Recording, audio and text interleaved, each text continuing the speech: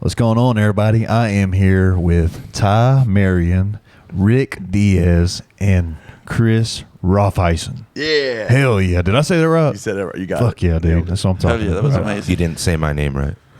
Oh, what is your name? Ty Marion? No. That's I don't how I like said that it. hard on at the end. You know The first what time we did a podcast, I said Ty Marion. I fucked it all up. And how are you supposed to pronounce it? Marion. Marion. Yeah. But he always likes the hard on. You know, Hard on. Hard Yeah. on. We all love hard. I'm a horny son of a bitch. What can I say, guys?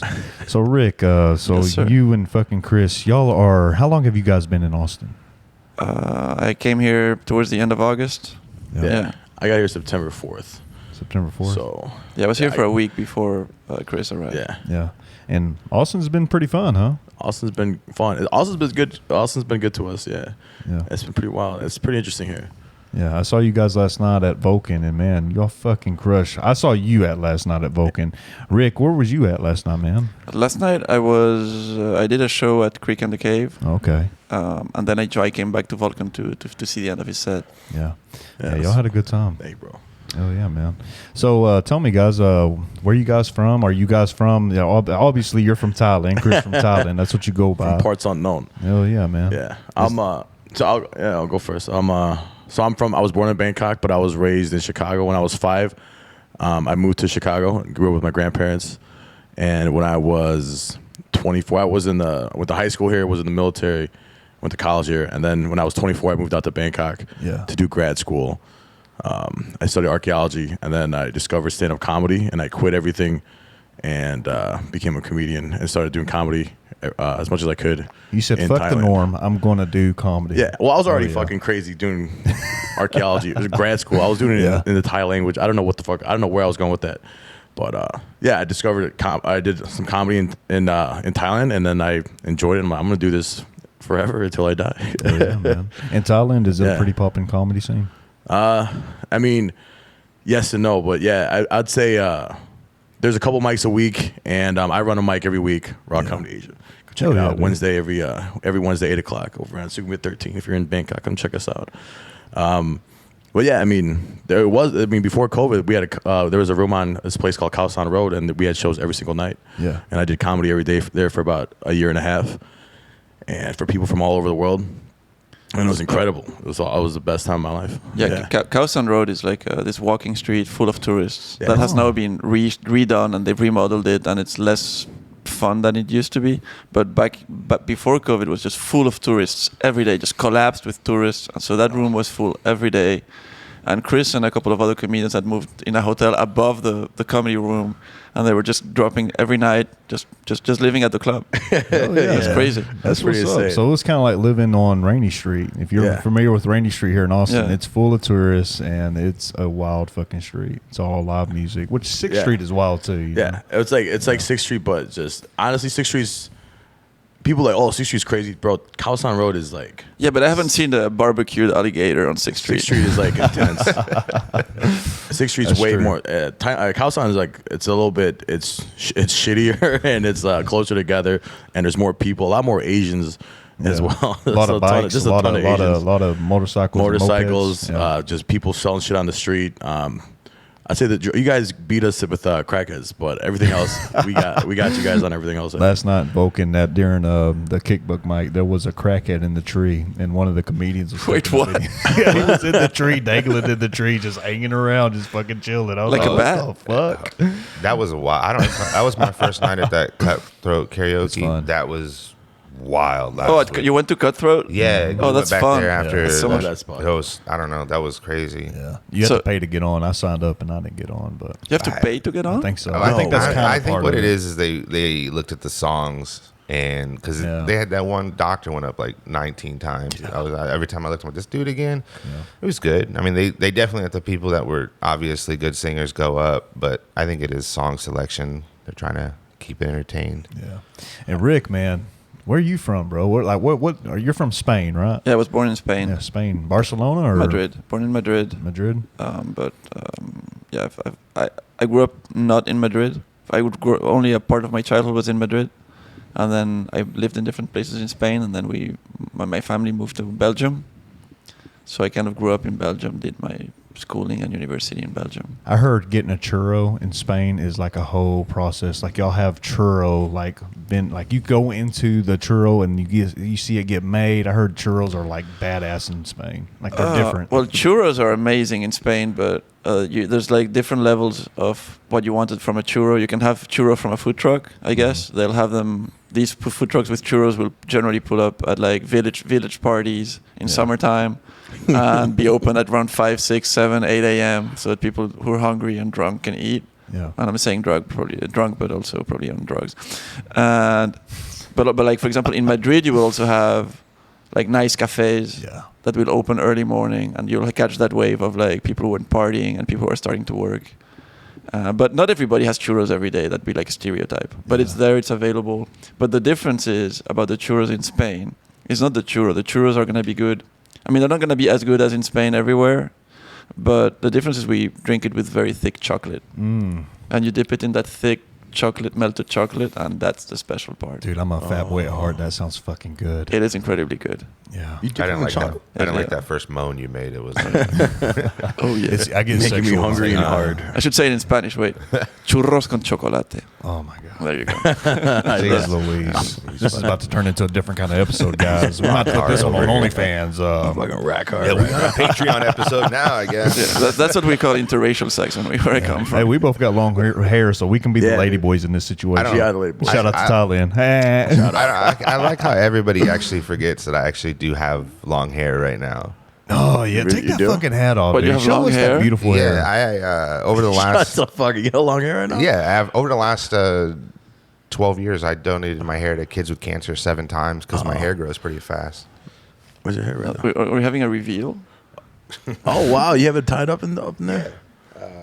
Right on, bro. As long as y'all. Beautiful, man. Yeah, like Skrillex. It's pretty long right now. Then 3 lady boys and Rick, you get to pick which one you want to fuck first. Like Adam Sandler, Skrillex, bro. I would like to see all of you guys fuck each other first, and I'm just watching jerk off in a corner. Are any of you guys going bald? I am. Look at this shit.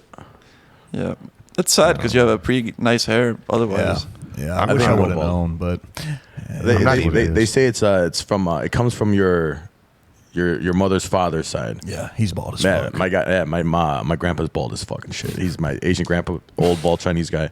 So I'm gonna be that one day for sure. yeah, yeah. my grandpa had a full set of hair when he passed. Yeah.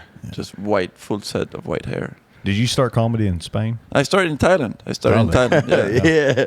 Rock and, Yeah, he was the doorman at his club, the room I run. Yeah, Really? It is a club. You know what? People say it's not a club because it's not like an everyday club, but it is like a collection of people that love comedy, which is also a club, like a book club, or like they love this book.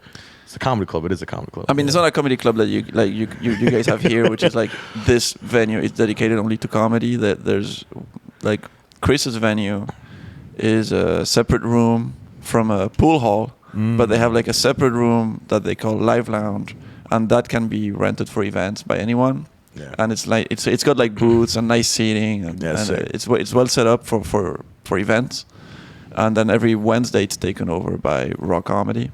Yeah. How's the Thailand scene? Are they pretty? Are they woke? Or are they pretty? Can you get away with some raunchy shit? Yeah, bro. It's fucking Thailand. Do whatever you want there. As long as, honestly, I really honestly believe if they like you, you can do whatever you want, and as long as you earn that from them, you can't say the N word. Really? I mean, you can. You can, but it's. I mean, the things that are poor taste here carry over overseas as well. Yeah. You'd be surprised to find all of you. If you're successful here, you find success easily there. Yeah. You know, as long as you're funny. Funny hits worldwide. It transcends culture. I would say that poor taste is poor taste everywhere, but the crowds that we had in Thailand were very mixed because you had a mix of like tourists, of raunchy tourists, and then of like expats that are there for work and just living there. Yeah. You have like rich Thai people who can speak English and want to see comedy as a date night, and then you have like older expats that retired in Thailand, and those can be sometimes nice and sometimes incredibly creepy. Yeah. For those of you that are listening that might not know what an expat is, that's a person that's an American that moved, that abandoned America. Yeah, that's what Yoshi Obayashi was saying that too, that like in the Berlin scene that it's a lot of expat and whatnot. Yeah. To piggyback off what you were saying about, being inappropriate, one place is everywhere. I think in this area here in Austin, we see a lot of people coming from not like you guys, overseas, but we get a lot within the country who seem like they come here and they hear things about Austin and they'll say stuff on stage just more of like they think it's going to be shocking, and because you're shocking, it's going to be funny. And it's like, no, it's still in poor taste and it's not funny. It's just, but it's weird though. You see can a lot say of pardon your joke, but it's got to be funny. You can't just go up there and say, hey, a bunch of I mean, exactly. It's kind of funny, but not really. I mean, it can't be a punchline. It's got to be like cleverly woven in. I told you one the other day in the alley that I have that has very inappropriate language in it. And it works in the context of the joke. Sure. But also too, like when it comes to it's not even like you're saying in a way of to be funny. It's just like, hey, guess what I just said? And it's like, hey, no one gives a shit. Yeah. Yeah. There's actually no in Asia. We're locked down over there. Everyone's perfect. Y'all kill over there. Huh? Maybe at the hospital when they're born. I don't know. Do it the old that's why we don't see them. Yeah, one Spartan way. One thing I noticed in the open mic scene here, that's a lot of yeah, I'm one of them. Yeah, One of the oh yeah, no, you're by far not the worst. Who's this kilt walking around with this kilt on? That's fucking must be the king of the. Who's this dude? This is Ric. They killed. Dude, Can I use that? Yeah. I was at Roscoe's. For open mic that I bombed terribly, but I saw you and I wanted to mention because I saw you wearing the kilt, and I'm like, he looks like the dude in the one deleted scene from Braveheart. Remember the scene where they show the ass? And he's like, but if they have they have the one deleted scene after that where they just fuck each other in the ass. I'm like, he looks like an extra in that deleted scene. I don't think you downloaded the right version, but little known fact, I am that extra. And that was not fake. We were fucking each other in the ass, buddy. Yeah. You'll never take my freedom, but you'll take my ass. But you take my asshole. Hell yeah! When you guys write a bit, tell me. I'll start with you, Rick. Sure. When you're writing a bit, what? How do you get in that creative mindset? Well, I write one-liners, so I guess it's a slightly different, but it's the same in the sense that I do start with a larger idea, and then I try to boil it down to the shortest version of it. How do I get in a creative mindset? I don't know. Sometimes I'm just feeling creative, so it's just coming naturally. Other days I'm not feeling creative, and I have to force myself. Yeah. And those days I'm going to be like, okay, what topics interest you? So I'll start reading or going on YouTube or something just about the topics that interest me. And then see if listening to certain words or hearing certain ideas are going to trigger responses in my brain of okay, that idea is interesting. How can I subvert that? And I want to talk about that. That's like forced creativity. And other days I'm just half dreaming. I like to half meditate. Yeah. And just let loose with ideas and visualize situations. And go back to my childhood memories and try to remember things and then write them down and then see if there's funny in it or not. So you like to keep the fun in your creativity.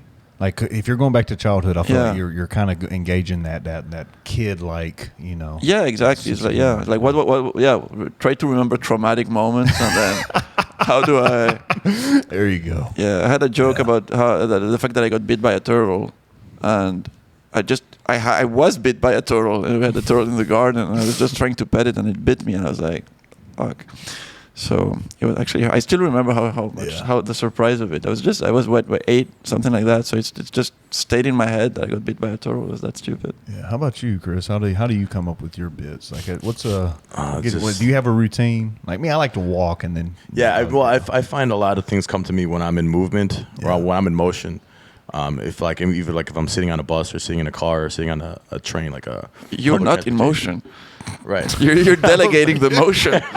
Right. Well, I'm being carried. I'm being carried. Yeah. But I can't sit down at my desk. Usually, what I've done, which is this is kind of sound crazy, but what I've also done a lot is I try to.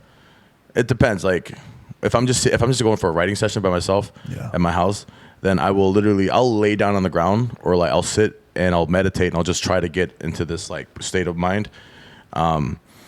And then I'll just let thoughts come to me, and I'll just write it down, and I'll just write down ideas, and then at some point I'll take them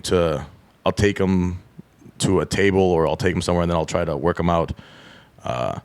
And yeah, I don't know. I try not to do drugs. I used to just do drugs. I used to just smoke a lot of weed and just, but I've tried to do it as sober as possible. I've been pretty good. I've been pretty sober for like a really long time. And less funny. Just calling your ass out. Oh, shit. I'm a fucking I'm just hack. shitting on you.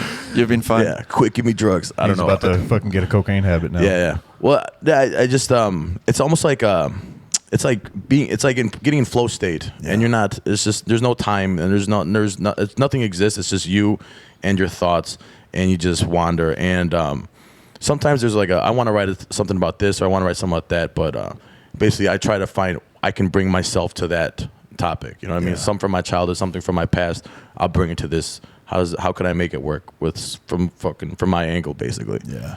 How can I put my personal twist? And that's it, man. Yeah. I also listen to a lot of history shit. I listen to a shit ton about history, and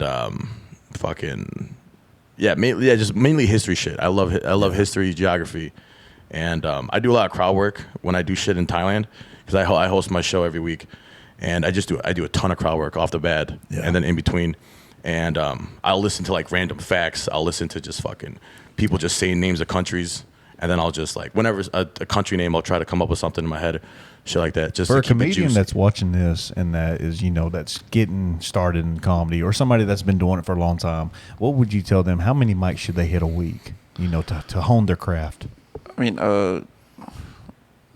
interesting. The scene that I started in, the one in Thailand, I think I was doing 2 mics a week at the beginning, because that's all there was. So on a good week, I had 3 mics. Yeah. But the advantage was I had a crowd at every one of those mics. Whereas here, most of the open mics have no crowd. Only comedians waiting to go on, who are barely listening. And when they're listening, they're only going to react to something that's really shocking. Yeah. Or a really good idea, but otherwise it's almost a crowd could laugh a lot at something that got no reaction from a crowd of comedians. So it's interesting. What I found interesting about Thailand was that the fact that the crowd was so diverse and multinational, that whether your humor is universal. Yeah. Like you find something, a joke that can work in Thailand, it's going to work almost in any other country you're going to travel to. Yeah. Because it worked to a crowd of you had Australians, British, Germans, Thai people, and they all laughed. But then you have a strong concept. You touch on something that's universal. But how many mics they should hit a week? As many as they can.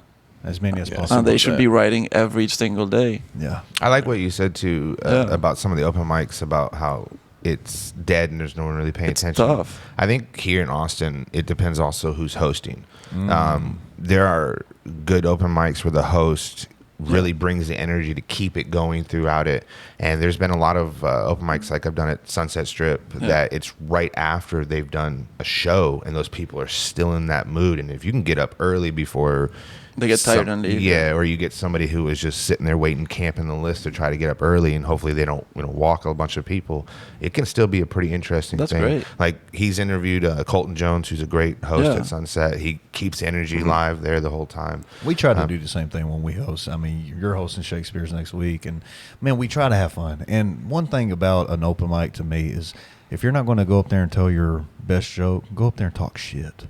Go up there and be a fucking asshole. I love it when people are fucking just up there being verbal diarrhea on stage a little bit. Have a little fun. It's an open mic. It's not a showcase. But anyways, I see what you're saying though. Yeah, it does help if you have an audience. If it's just in front of comedians, just run through your shit and get your stuff memorized. Get your timing. Get your timing down. Get all that stuff down.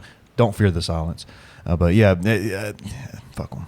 They're going to laugh or they're not. Eventually, when you get in front of an audience, that's when you can really find out, Showcases are very, very important. One thing I found helped me a lot while I was in Thailand, but I'm also doing it in Brussels, where I live now, is co-writing.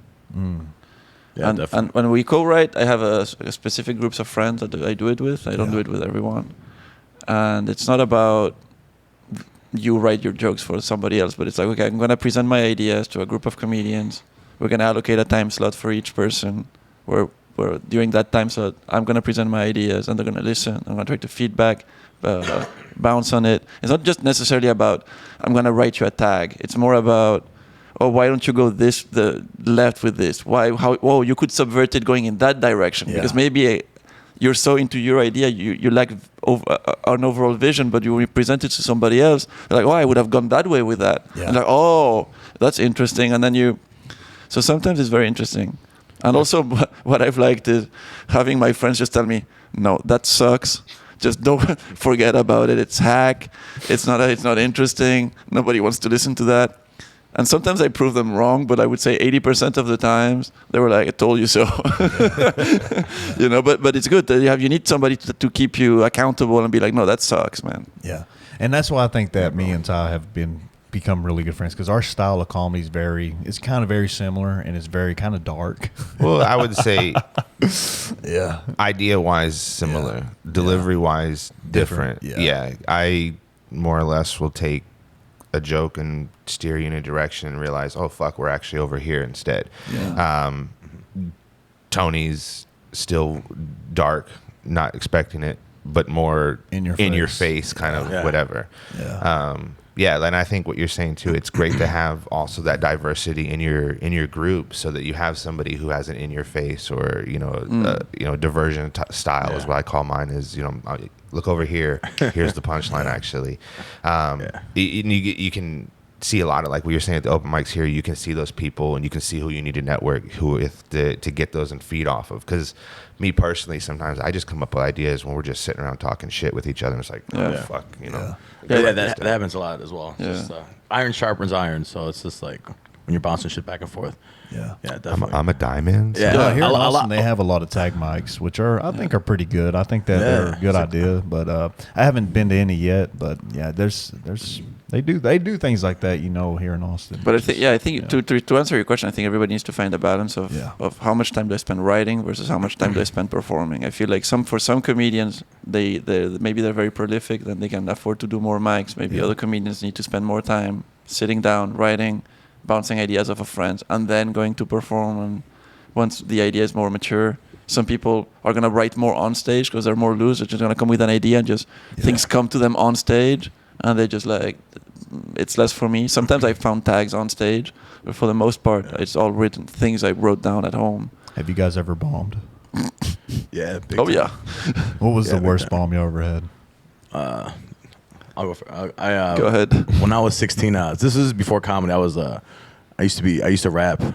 Okay. We're gonna have to hear some bars. I used to want to rap. I used to want to be a rapper. Oh, don't get him started. Well, I was like 16. So I was fucking 16, and I went to go rap at my school talent show when I was a sophomore or junior. I don't remember, but I went to go. So it's this big fucking show in an auditorium. Everyone's there. My teachers. I was on the football team. The whole team was there. The girl I liked, she was sitting in the front row. My grandma came. And she's sitting, and I see her in back, and I go out to rap with my friend Nick Housen. Shout out to Nick, and I forget. I was gonna sing "I Get Money" by a little. I think it's a little scrappy. I get money. I get money. I got. So that was So I made my own rap song to sing to that instrumental. Yeah. And I went out there, and I just completely forgot all my lyrics, and I'm like, yeah. And then the beat dropped. I'm like, yeah, and I just forgot everything. And I'm like, and then everyone started booing me. He's sweating talking about it. I can tell this shit hurt. Dude. And everyone booed the shit out of me for a long time. It was like they didn't cut the song off. They just let the whole song just play out to the very end. And then Nick also bombed. Fuck you, Nick. Nick bombed everything as well. And I forgot his lyrics. And we just stood there, looked at each other like, oh my god, I can't believe this is happening. We just bombed so hard. And. Yeah, it was terrible. The whole school was booing me, but it was like funny. It was like we were cool at my school. It was fine. It didn't hurt me socially or anything. Everyone was my friend, but sure. But like I went home that night, and my grandma was there, right? And I'm like, hey, grandma, did you see the show? And she's like, oh yeah, I saw it. And then she like closed the door.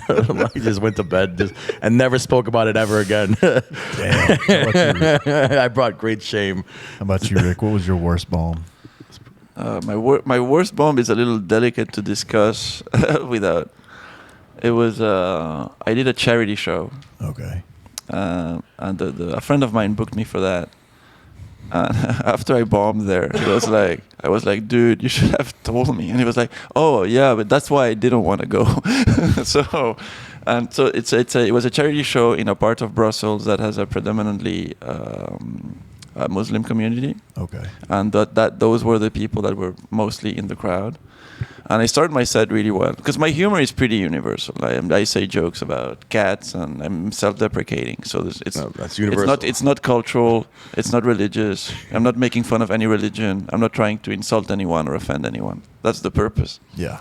But then I'll have an ADHD brain, and then sometimes my brain. It's not that I'm gonna go racist. It's more that I'm gonna lose understanding of context, and I might not understand what I'm supposed to be saying, right? And I had been away from Brussels for a long time, living in Asia, and I forgot how to behave in certain situations and what social codes are in certain communities, because I wasn't there for a long time, right? And I was like, oh, like there's some behaviors that, you know, like if I'm in this area, I should behave like this. Like if I knew coming to Texas, there's hospitality in Texas works a certain way, and you're supposed to act a certain way, right? Yeah. So, and if you don't, then people look at you like you're weird.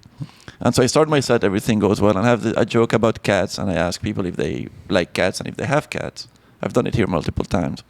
And the joke is not problematic at all itself. But there was a little kid that I said, hey, do you guys like cats? And there was a little kid in the front row. I was like, yeah. I was like, oh, do you have a cat? He's like, no. I was like, why not? Because the comedian will go, keep asking questions. Yeah. You tell me no, now I want to find out the story. It's just, I'm going to build the crowd work, right? So it's like, no, because my mom doesn't want it. I was like, oh, okay. So I keep fetching, right? So where's your mom? Because she wasn't next to him because he was running free or whatever.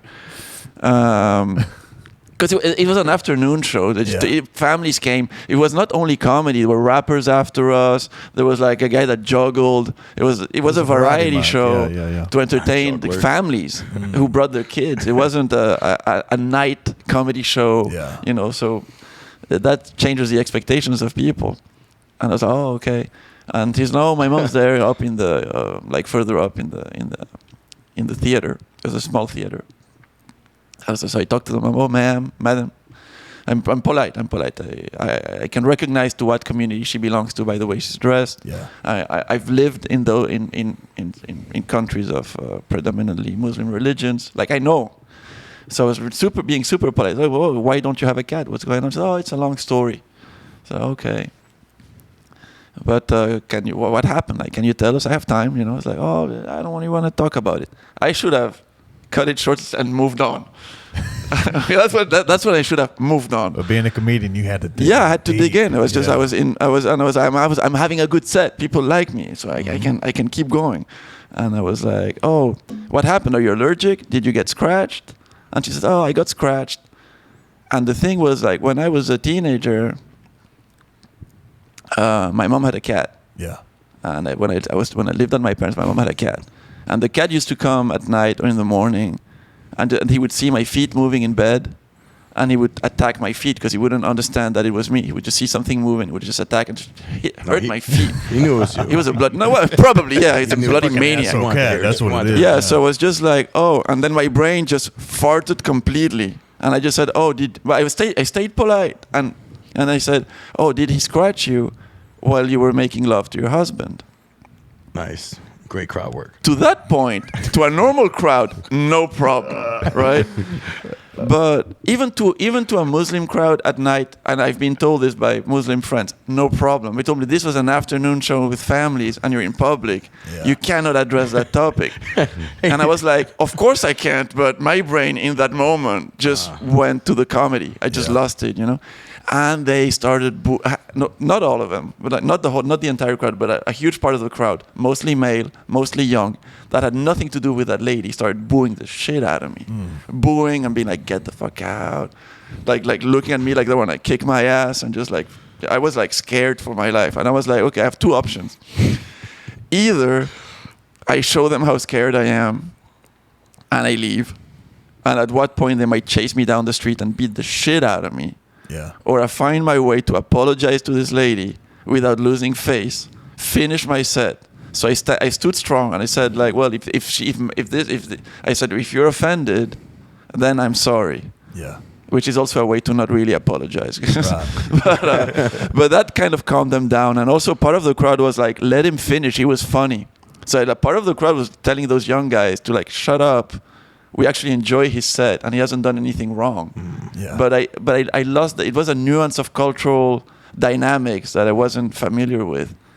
And I was scared. I got scared. Yeah. People were staring me down like, you're going to get beat up. And I'm just that's a little booing the scary. shit. Oh, especially when they're Muslim. Not because they're Muslims. No, I'm not gonna. No. Inshallah. Nice. Yeah. To America. Thank you for trying to set that trap up, but no, nothing to do with that. But it is a community of people who have less opportunity, who are struggling, and who may see a white guy that seems way more privileged and doesn't understand them, and they might feel disrespected. And I don't want to disrespect them. I want to try to respect them. Yeah.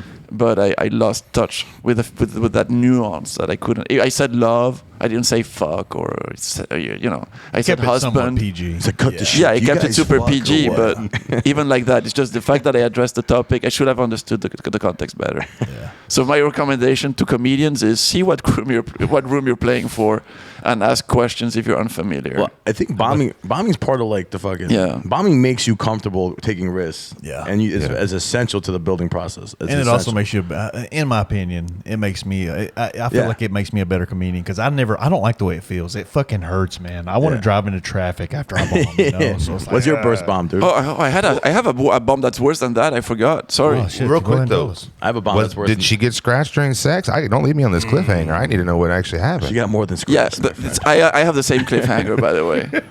Yeah, she got. The only know is that she got scratched. Damn. Yeah. No, I had a worse bomb. I did a gong show in London at the Comedy Store.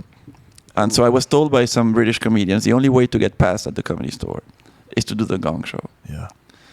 So I registered to the gong show. I traveled to London just for this. So I paid for my train ticket. Like I came to Austin paying my, here it's worked out completely different. Yeah. So that's, you live and you learn. So you bomb and then other times you get successes.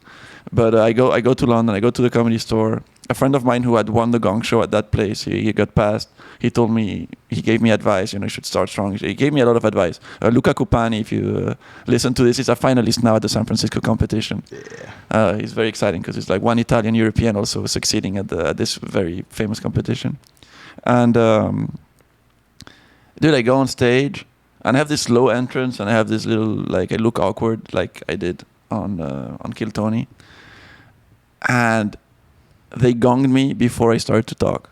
Oh, fucking assholes. Jesus Christ. And the thing was, before I went on, the guy that went before me finished. Yeah. So he got through the whole gong. It's Comedy Store is like the most aggressive gong show in the world. There's like 400 people in that room. The ceiling is extra low. It's super loud. It's a very good club. But yeah, so he crushed it. I was very happy for him, and I can't remember his name, but I love the dude. If you see this podcast, I love you and you know that, but I can't remember. Rob does comedy. And he's really good. He's definitely watching this. Yeah, Shout I out hope to so. Rob. I hope so. Shout out to Rob anyway, because he crushed it and he got past that day. So I'm happy for him. And he needed it. He was a struggling comedian. So I was very happy for him.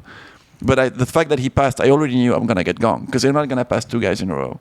But they gonged me the moment before I talked. And then I was like, fuck. And then the MC was like, oh, come on, guys. Well, he didn't even start. So, hey, Rick, you can sit. And then if the guy after you bombs, we might have you back on. And then the guy after me goes on. He bombs. Not as fast as me, but he bombs. Then I go back up. I say my first joke. They gong me immediately again.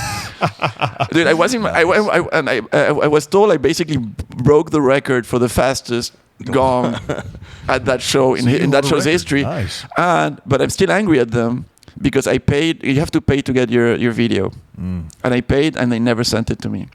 Fuck them. Wow. And I was like, this is a historical bomb that I want to put online. And I was in my taxi crying, dude. I was crying because I'm quitting comedy. Y'all made Rick cry. Fuck you guys. Yeah, Fuck you. I think it's the only time I've cried out of bombing. Hell yeah. Well, no, there was that other time you cried. Yeah, no, that's when you're trying to fuck Hey, me. remember that one time, dude? No, I'm sorry. I will say, having met you before, seen the Kill Tony, to me, when you come out, and hopefully I'll splice this together to show it, and you looked at Tony and them, and you did this double shoulder shrug of this like, what's up? It was like, in my mind, I started laughing so hard. I paused the fucking... Was that at the beginning of I can't remember. It was right when, like, because when I come out? Yeah, he says your name a couple times. Oh, yeah. You pause that perfect just to hold a little extra suspense. You walk out. The crowd's already like, all right, what the fuck's going on? And you look over and you could tell in your eyes, you're like, I know you guys are not ready for this shit. And it's just this little, and I started laughing so hard. I paused it, and then I'm watching it. I think I sent you a message like 5 a.m. because I stay up all night. And so I was watching, I paused, and I'm like, fuck, my neighbors are going to be pissed because I'm laughing so fucking hard, and you haven't said a word yet. And it was just like, I don't know, like, so to hear like you're getting gonged as you're walking on stage, it's like, yeah, they hated my walking. Fuck them. They're all drunk. It's a very aggressive thing, and I know my character. The way to win that gong show is you have to go super fast in, say a super strong joke immediately in, and there's no slow entrances or anything. With the Kill Tony thing, because of the way it's set up, you walk towards the camera. Because the curtains, right, it's center stage, so you don't come from the side or anything. So you have time to walk to the mic and introduce a character. You know, the interesting thing is like, I've been working on my persona and my entrances for a long time. Yeah. This is something I was doing in Bangkok for a long time. Yeah, dude. Since day one, bro. Yeah. Well, how long have y'all known each other then? Sorry, I didn't mean to cut you. No problem. Since Probably 4 years. Yeah, Really? I started in 2019, so mid 2019. Yeah. Wow. Way before COVID. So you seen his progression? Yeah, bro. I'm sleeping. He saw my second mic. I'm sleeping on his couch in Austin. Seeing him get 1,000 followers overnight is fucking awesome. That is awesome. Super happy for my boy. I told him last night when we were out, I said, Jesus Christ, Rick just got like 1,500 overnight. And he was like, what? And I was like, yeah, I looked at it that night before it came out. I took a screenshot before the episode came out, right? Like just before. And so that's just to remember the number. And it's been crazy. I'm so grateful to whoever's Kill Tony fan and is listening to this. Yeah. Thank you. Like, the support has been phenomenal. Yeah. People have been hitting me up with messages like, we're rooting for you. We hope it goes well. It's not sad, man. Good luck Rick with no you. more, huh? Oh.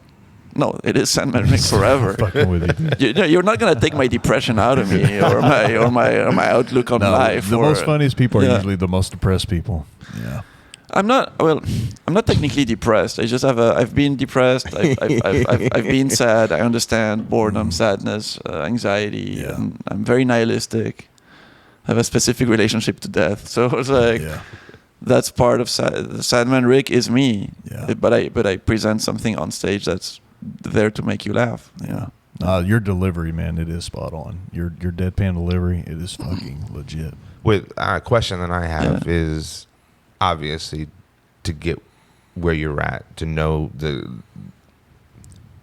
professionally wise, you have to be a very smart man. You have, and I say that so I know that you've had to have analyzed certain comedians coming up, and it's because of that, and to build this character, who were some of your inspirations? Well, I haven't. Oddly enough, I haven't studied. I've watched a lot of comedy my whole life. But only recently I've tried to break down comedians, because my understanding of comedy when I started comedy was so minimal of the performance part of it, because I didn't do theater or anything, that I couldn't even understand what I was seeing when I was seeing it. Now that I have more knowledge, when I see a comedian do something, I'm like, oh, this is what he's doing. Before it just seemed, oh, that guy is I was just like, it's like watching a magician. It felt natural, and this is what he does.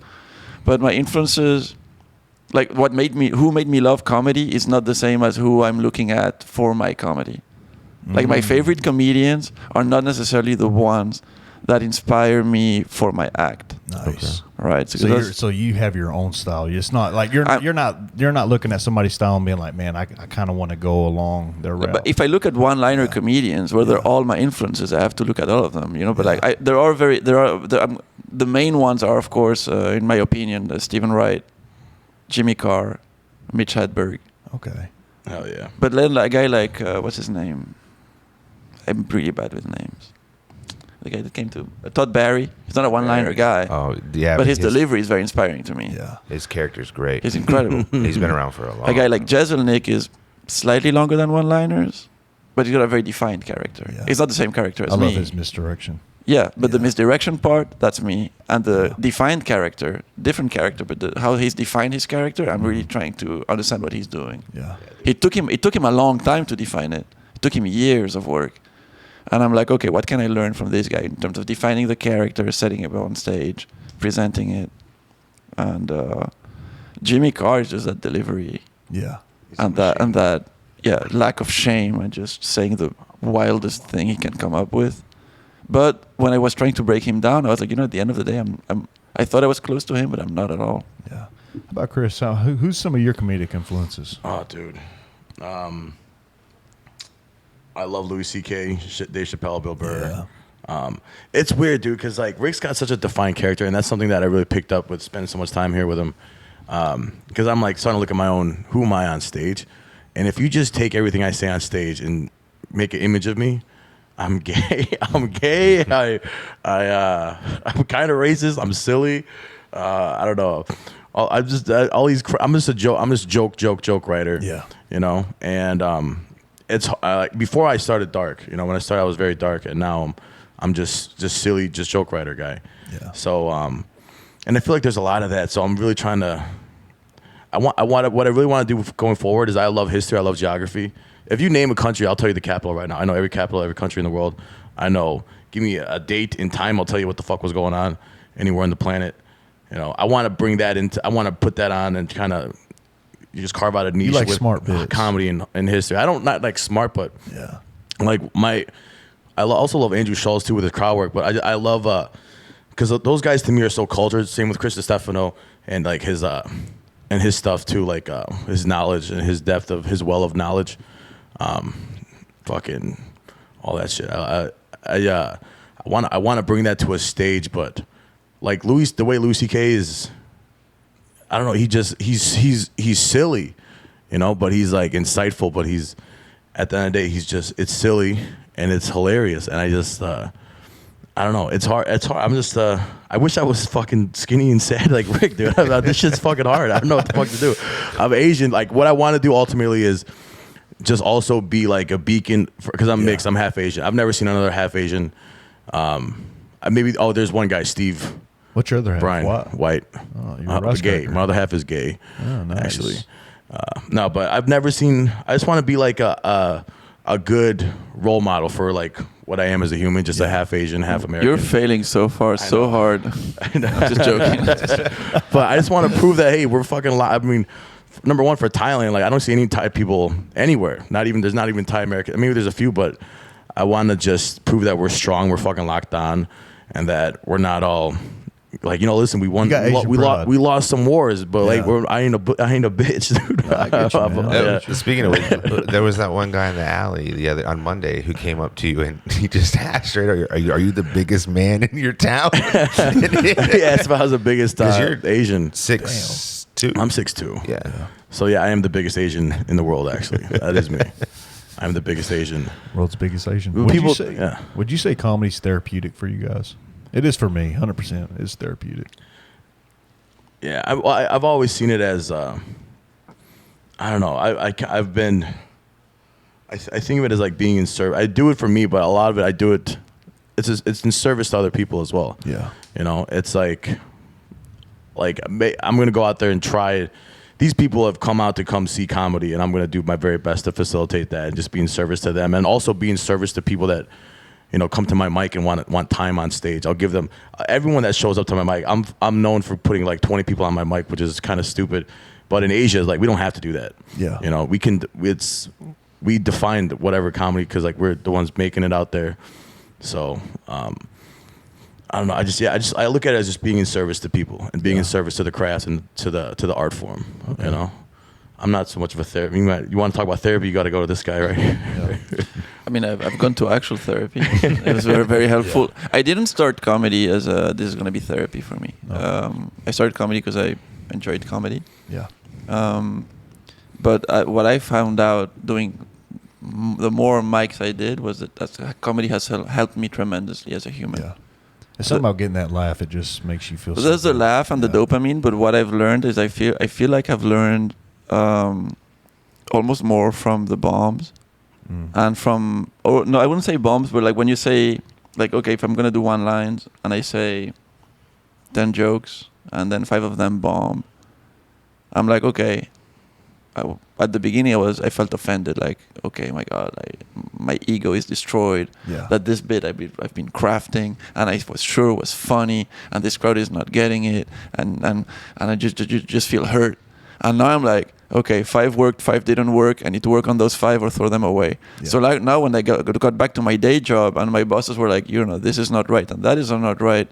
My ego is not attached to it anymore. I was like, okay, let's work on the solution. Okay, which parts did I do right? Which parts did I do wrong? Like in my life now, I've become way less. My ego has been, I've been able to let go of my ego a lot more because of that criticism. Just taking that feedback in and just being analytical about it instead of, oh no, you're against me or whatever. Like, no, let's find a solution.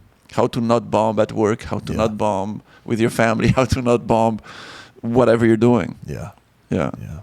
No, man. It definitely was it for is you? Oh, man, it's 100% therapeutic. Like for me, it's getting that laugh is fucking everything to me. Like if I don't get the laugh and I'm bombing, dude, it's bad. I'm like, fuck, I don't want to feel that ever again. God damn it, guys, fuck you guys. I'm going to go write more material. Yeah. You know what I mean? That's it. It honestly, bombing does inspire me to write. Well, it feels like it gives you a purpose. Yeah, that's what it is as well. Yeah. It gives you purpose. I did the mic I did yesterday at Creek and the Cave. Yeah. It was a gong show, but so I go on stage, but the crowd was, I don't know, it was like 10 people maybe, all seated completely separate from each other. So it was just miserable. And I do my set. I thought it was going to be a gong show, so I wanted to do good jokes to survive it because of my previous experience. And then I'm like, okay, they're laughing because the jokes are good, right? I mean, I know they're good because I've just said them for months and months, and they're laughing and all that. And I'm like, okay, but at some point, the laughs are so little that I'm just like, I don't want to be here anymore. And I was like, I just turned to my left. I was like, how much time do I have left? Like, how far in am I into this thing? You're supposed to do 5. Like, you're at 3:45. Yeah. So, oh, okay, say one more joke. I still do okay with it. I was like, can you guys just gong me? Like, can you guys just end this? And they were like, no. I had to finish the 5. I was like, nobody, they kept me on stage, those bastards. Even that fits into your persona then too, of just being like, this is an inconvenience. Like, how much longer, whatever. I mean, and my misery. And it's actually real. So it is 100% real. I hate this. I hate you as I hate. Sometimes I go on stage and I know I have it's a character, but it's also part of me. It's who I am. It's just I turn up the volume, right? Mm-hmm. That's it. That's all I'm doing. And sometimes I turn it more. Sometimes I turn it less. But it's me. And sometimes when I go on stage and I see the crowd laugh at me. Because when I go on stage, and part of me is like, great, I made them laugh before I start to talk. That's the pro part. The Ric part is like, these fuckers are just laughing at me before I start to talk. I haven't said anything, but now I use it. Like I'll say, hey, you guys have started to laugh. I haven't said anything, and they laugh again. But part of me is just dying inside. I'm just dying inside. I hate you. Like I hate you for laughing at this. There's jokes I know I have that are funny, but they're so self-deprecating that even for me, I'm like, I can't say them anymore. Yeah. I can't take the pain of knowing that they see it so hard that I can't detach. I'm just too affiliated to it. I saw in the comments of the Kill Tony stuff, I was looking at the comments, and I was like, I used to say jokes about looking like Milhouse, because I do. I look exactly like Milhouse. Stretched out Milhouse. Yeah, I'm stretched out Milhouse. I'm Milhouse if he had like an awkward childhood, and then and this is who he became. Like he grew up hating his dad, basically. It's like, and I'm like, I just had to stop saying it. It's like, I can't say it anymore. Yeah. And I love The Simpsons, don't get me wrong. And I love the character of Milhouse, actually. But it's just like, I can't say it anymore. And I don't mind. If people roast me saying it, I'm going to laugh because I know. Like, I can take it. But me volunteering the pain at some point, it's just you can't do it. Yeah, one of my openers is a self-deprecating joke because that gets them on your side most of the time. If you can come in just talking shit about yourself, they're going to love you usually off the bat. Yep. So I tell everybody I look like a Billy Ray Cyrus and Miley Cyrus had a baby. Yeah, and dude, it gets a pop, and I'm like, man, fuck you guys. But at the same time, I'm like, you know what? Y'all are laughing fine as long as I win you sons of bitches over because everything else coming out of my mouth is fucking. I hope you like it. But it's you definitely self-deprecating humor. It definitely relates, and it's like you said, if you're punching at yourself, you're not punching at anybody else.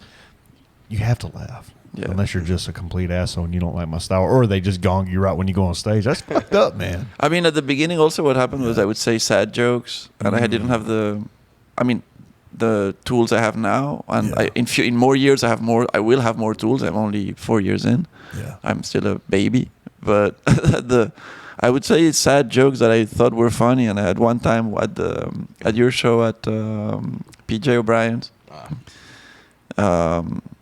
There was one guy on the front row to my right who's like, dude, you're making me sad. I was like, yeah, you're really bumming us out, man. Yeah, you're bumming us out right now. So, it's hard to talk about sad stuff, but also be funny with it.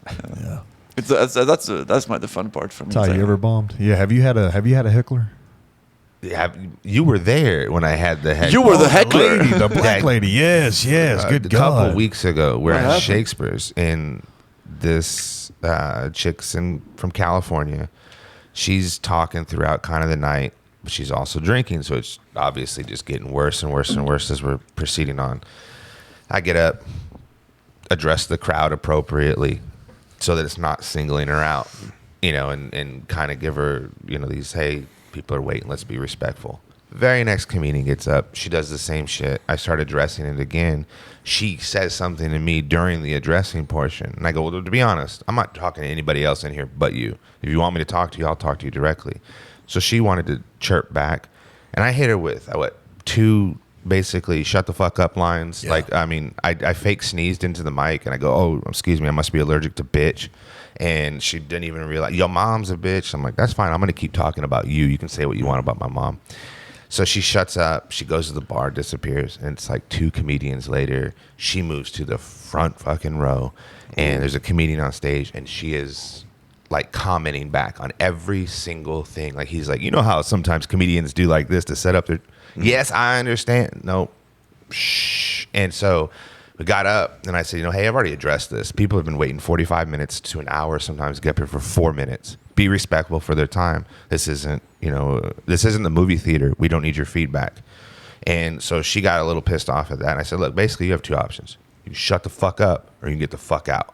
And then it got into a little bit more after that. And it wasn't directly at me. I think that personally I can handle anybody. Like I've had people say stuff and it's right back and they're kind of shut up at that point. But her friend wanted to fuck. Literally 5 minutes later, I'm like pissed off because I wasn't drinking or anything. And I went to the bar and was just like, God, what the hell? And her friend comes up, hand on chest. She's like, I'm so sorry about my friend. And like she was a white girl too. I don't even know why she talked like that.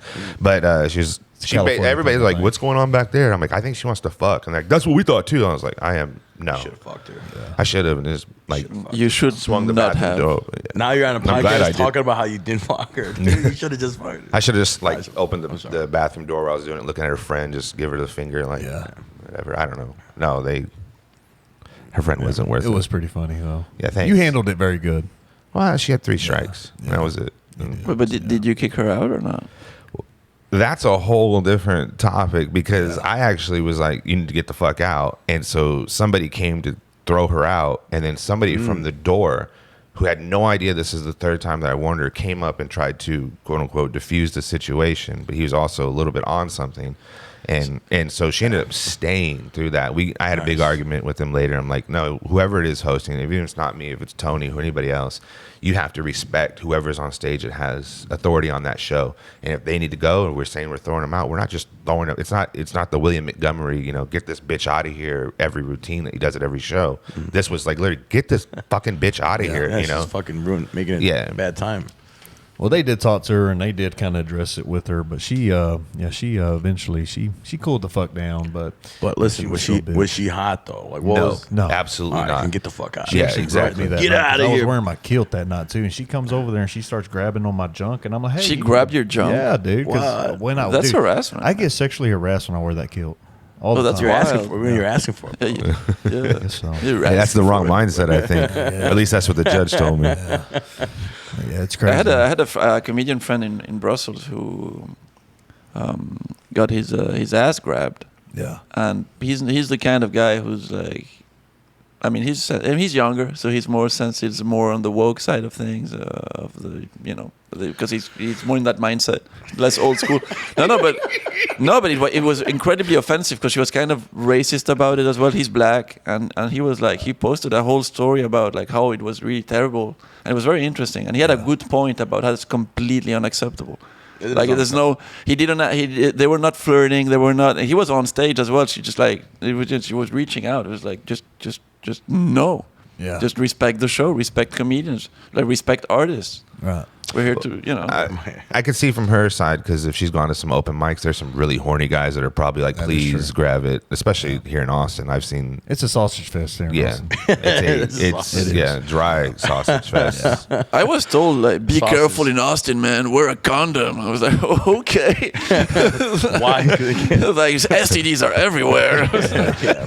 People just like to fuck in Texas, man. Just to the restaurant alone, you probably need one, depending on where you're eating. Yeah, exactly. Yeah. I'm like, dude, you know what's crazy? I was at the pool the other day. My dick was burning, and I think it's because I took a piss in Piss Alley or in the alley, and I just got airborne chlamydia on the tip of my dick, dude. Maybe your dick had a sunburn, man. Maybe that's fine now. I feel great. I think it was hilarious that you actually filmed a video saying this is where we piss. Yeah, it was cool. But what's amazing to me is how it eroded the alley, the rock, the cement is eroded from like the what is the pH level of the piss, the acidity. We have old footage that when we first started going there, that I would take little B-roll stuff and whatever, and it would be so weird that the people that didn't realize what it is would just be standing in it, like kind of, almost dancing around, where everybody of us just had like, like if you've ever been around a big dog where their tail wags, you automatically just grab your nuts so you're not getting racked. That's true. All of us was just one of these like automatically just step over like we're hopscotching over the whole river the whole time.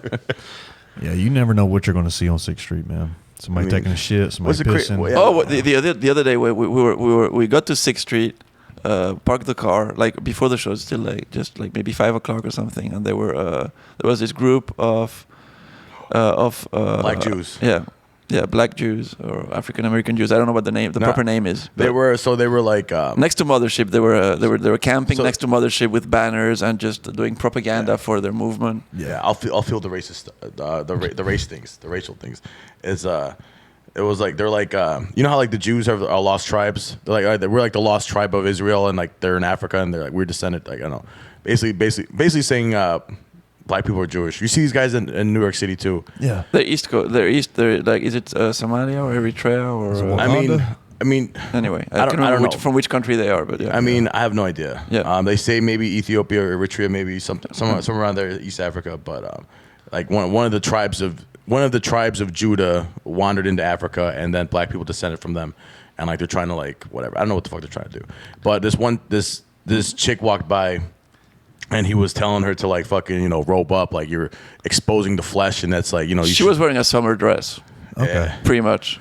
And you know what she did? She took her top off and showed everyone her tits and said, "Fuck you guys," and it was like, whoa, whoa. And that's what we saw when we parked the car. There was this whole interaction. I was like, Shabbat Shalom, like Mazel Tov, baby. Yeah. Oh yeah, dude. Stupid. Yeah, I like and that's 5 p.m. So that's that was it. Just gets worse and worse. That was like our first. That was like my first day. That was my very first day. That was my first spot. That was my first 10 seconds on 6th Street, actually. Yeah. So Texas has been nice to you. Texas has been very interesting to me, bro. Texas has been amazing. Texas has been great. It's cool. You grow up reading about it. Like I grew up in Chicago. Yeah. I grew up in the suburbs of Chicago, and you grow up reading about the Wild West in Texas and shit, and you have this idea of what it is, and you come out here, and it's better. Yeah, it's wild. It's dry. There's a lot of Mexicans, which is awesome. Yeah, the food's great. People don't realize how big Texas is. No, it's huge. It's fucking huge, dude. Have you guys ventured outside of Austin yet? So like, I came to Austin because part of for comedy, of course, but I knew Texas because I had done tourism here a few years ago. So I hadn't been to Austin. I went to Dallas, then to Houston, then towards Galveston, and then entered into Louisiana. But what surprised me was like when people were like, "You're gonna go to Texas?" These white people. It's like, no, I've been to Texas. People are nice. The food is delicious. Everybody's welcoming. Like a super hospitable place. The values are a little strange for us Europeans. Yeah. But at the end of the day, if you're getting the mindset, people are just fine. Yeah. One thing we like to do, we like to play a game called Do You Think That Guy Has a Gun?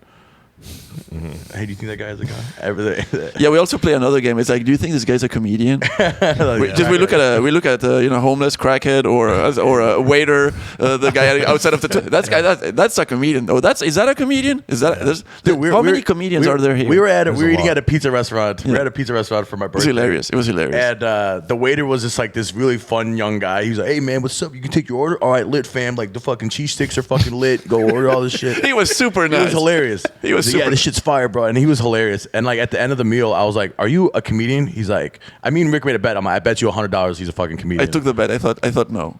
Yeah. I won the bet. I thought he was a comedian. I'm like, "Are you a comedian?" He's like, "No, I'm not a comedian." But I did hang out with comedians, and then like the next day we saw him at Creek.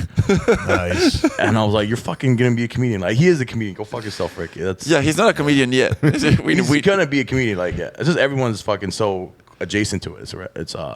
It's cool. It's awesome. Yeah, you don't know who's a comedian. There's at least 200 comedians in Austin, right? I'd say probably more more than than 500. 500 comedians. You know what it feels like? Yeah, there's a lot, man. Austin feels like a college town. Yeah. Right. That like is just but the college instead of college is comedy, and like instead of class you're just going to mics and you're just hitting all these mics, and you got like, because I think every scene's the same where you got like cliques and circles of people and you got like different strata of fucking shows and shit happening, but here it's just deeper. And everyone's just in the know. Everyone's like, because there's a lot of musicians that are trying to do comedy. There's a lot of people that are influencers that are trying to do comedy. People coming from San Antonio, Houston, Dallas. Too, I mean, you got people traveling from all over the world coming here. And it's wild. So are you guys from Austin? I'm from Texas. I'm from Sulphur Springs, and he's from. I was originally born in Illinois. We talked about it before. And how long have you guys been in Austin?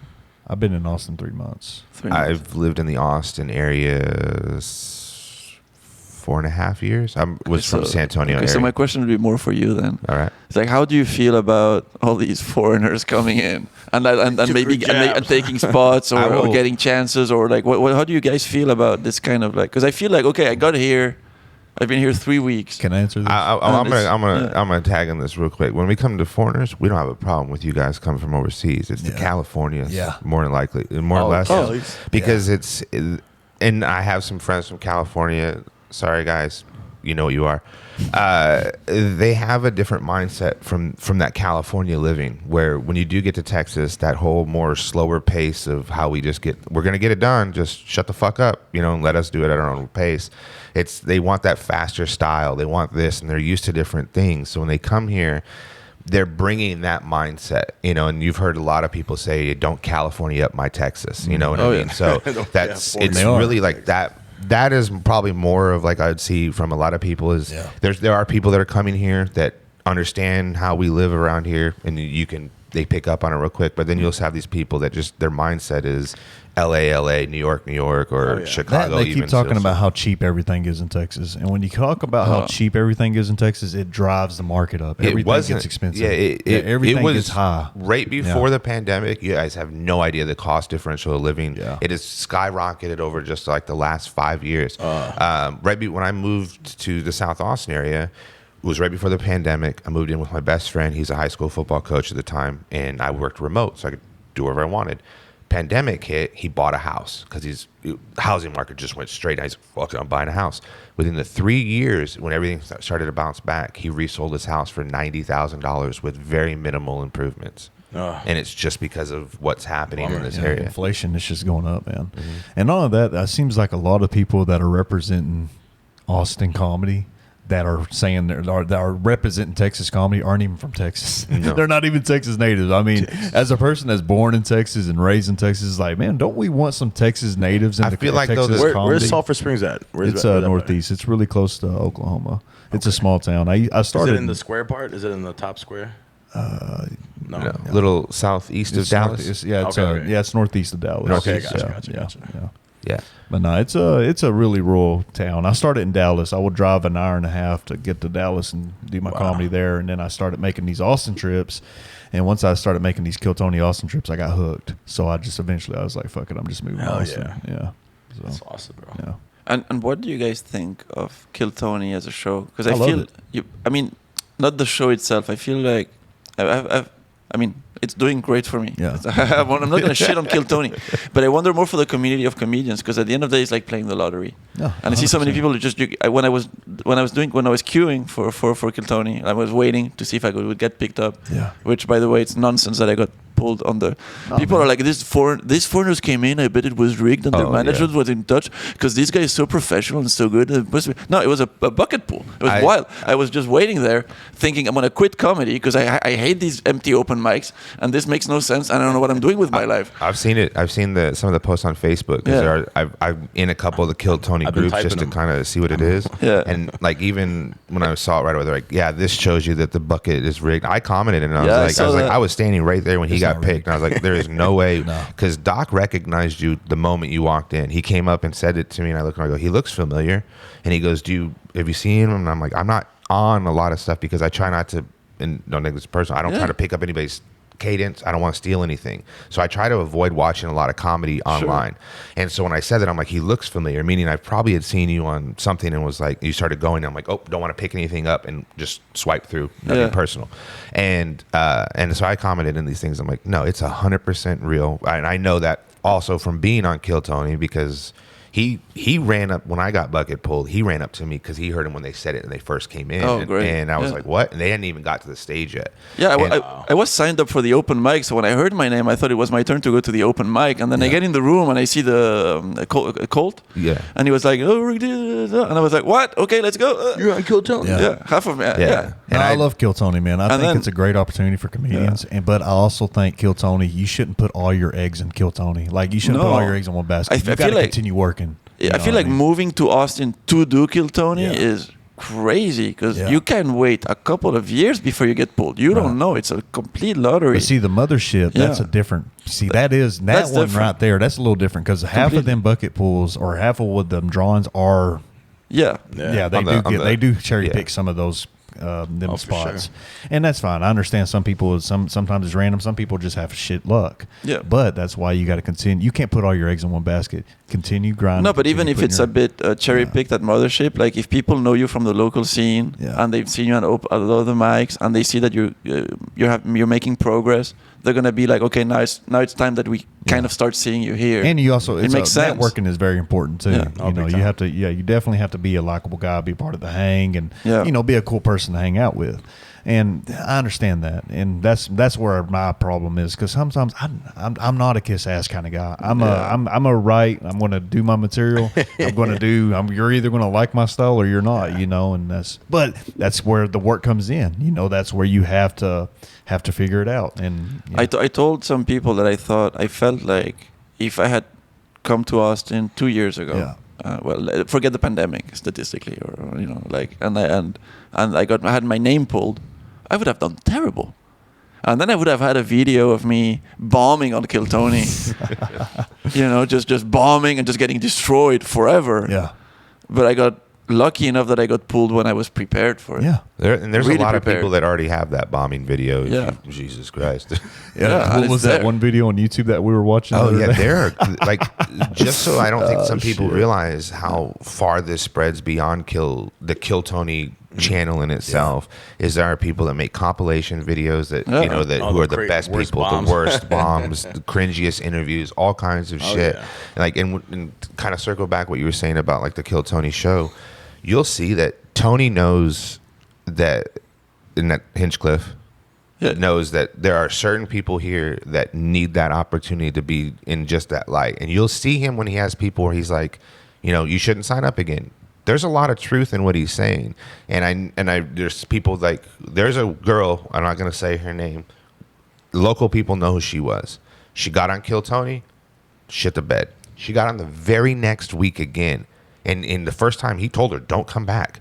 And the second time, he's like, how much do I need to pay you not to come back? Yeah. And I saw that.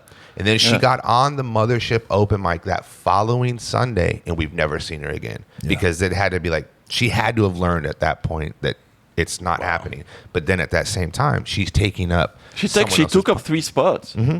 She's taking up somebody's actual opportunity who could be a hidden killer. Like, but that's the beauty of Kill Tony too. That's the one thing I love about it is like somebody that can go up there with no minute prepared, even though it pisses me off, and I'm like, man, I want to be up there so bad.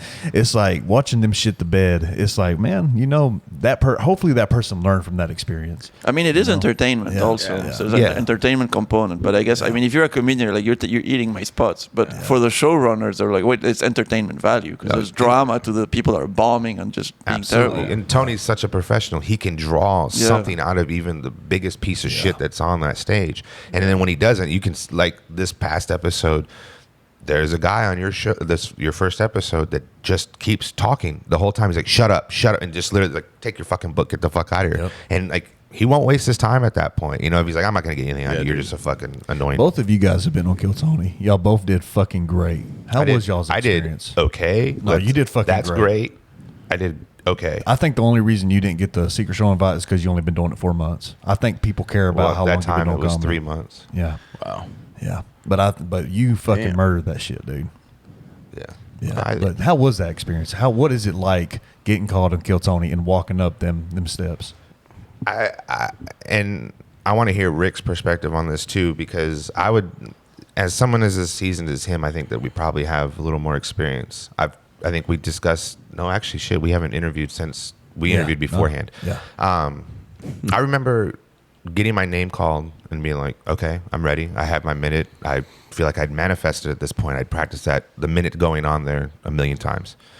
Get into the stage, and then I'm hearing the guy before me not do so well, and I can hear Tony shitting on him, and then it hit me like, oh, fuck, what if this isn't as good as I think it is? And I hit that. And that's the first time, because I don't typically get nervous going on stage. I don't give a shit if it's my first time, second time, whatever. I've never gotten really nervous. And that's when I noticed my heart was a little elevated. And I remember like, let me get some breaths in real quick. There's a security guy that hangs out by the curtain so you don't run out. He's one of the loveliest people in the world. He's that so security nice. guard. He's so nice because he looked at me. He's like, "Are you okay, bud?" And I'm like, "Yeah, I just got to get my heart rate down." And I remember like closing my eyes, breathing, and then I have no Cam. Cam was there and goes, "Hey," and I open my eyes and look. He's like, "You got picked?" And I was like, "Yeah." He's like, "Man, you got this shit." I'll pause there. Y'all know Cam. You could probably fill in the rest of what he said after that. We dapped, and it was like the perfect snap, synchronized. Everything washed away. And I remember like my bounce that I had was more went from a nervous to more of like open this fucking curtain already. And I remember looking at the guy going, let's go. And he goes, "What?" I go, "Get this fucking guy off the stage already." And literally it was like, let's fucking go. And then I remember walking through the stage, like out of the curtain and blacking out. And I don't remember really shit. And it was like I told him, I felt like I'd manifested because I'd prepared not just for my minute, I prepared for my interview. So everything that he gave me, in case y'all haven't seen it, it was like lobbing me a softball. And I'm like, let's go again. And then it was like, holy shit, I'm in the alley again. What the fuck just happened? And then looking down, it's like, oh, I got the big gel blaster. I got the big joke book. Hell yeah. And then I had to host at Shakespeare's literally after that, and I'm in a whole different what the fuck. I remember just like walking up, going, "Oh, this next person's I don't know. What can you say about this next person?" No, literally, what can you say about this next person? And I'll just introduce him, like walk off or just be whatever. And I mean, and the first thing he did ask is how long you been in comedy. I'm like 3 months, and he was like, and it got a response of because you see people that are on there like, "Oh, I've been here 5 years," and like you should have quit 4 years ago, know. And I don't know. I don't know. I felt like even like he said, from the day that I've started this, I wanted to hit the ground running. My second open mic was at Mothership, and I felt like I did really well on that one too. No callback or anything, but it was obvious. It's like no one knows who the fuck I am at this point. I had a stupid ass shirt on that didn't make sense, which typically I want to do anyway. But it's a rush, like, and I know that's why I want to hear if yours is, doing much more already. It's kind of similar, except it got a little more exciting, I guess. Little bit. Yeah. When you get your golden ticket, do you have to eat it out of a chocolate Wonka bar? Like, yeah. So no, it's a metaphorical golden ticket. No. What do you want me to tell the experience? I want to hear it. I mean, yeah. So I got picked. I didn't expect to get picked because I was at Shakespeare's just like waiting for the show to be over. I saw you sitting there chilling. Yeah, but it was getting late. I was looking at the watch. I was like, okay, I guess I'll go home and just be disappointed or whatever. And then I heard my name and I was like, okay. So I rushed. I got completely nervous. I was really nervous. Then they check your bag, they take your phone away from you, and all of that stuff. And then I thought, okay, like I didn't know Mothership at all. I didn't know how to enter the building at all. So I was like, okay, you get through that back door, and you're immediately on stage. You're immediately, like, you get through the back door. You're in stage within 20 steps or something, a couple of stairs, and then you're there behind that curtain with that lovely security guard, who I won't say the name because we have to protect him. But he's a lovely, lovely person. He's just such a nice, like, he should be a life coach, that guy. And you say that they tell you, oh no, you have to stand on this cross because then that person's gonna come out. They need space to walk out, so you can't block the walkway. And I was like, okay, and I was like, all right. And I was so nervous. And then they opened the curtain, and I had no sense of space because if you see it on YouTube, you can see people come out. But when you're behind that curtain, the curtain opens.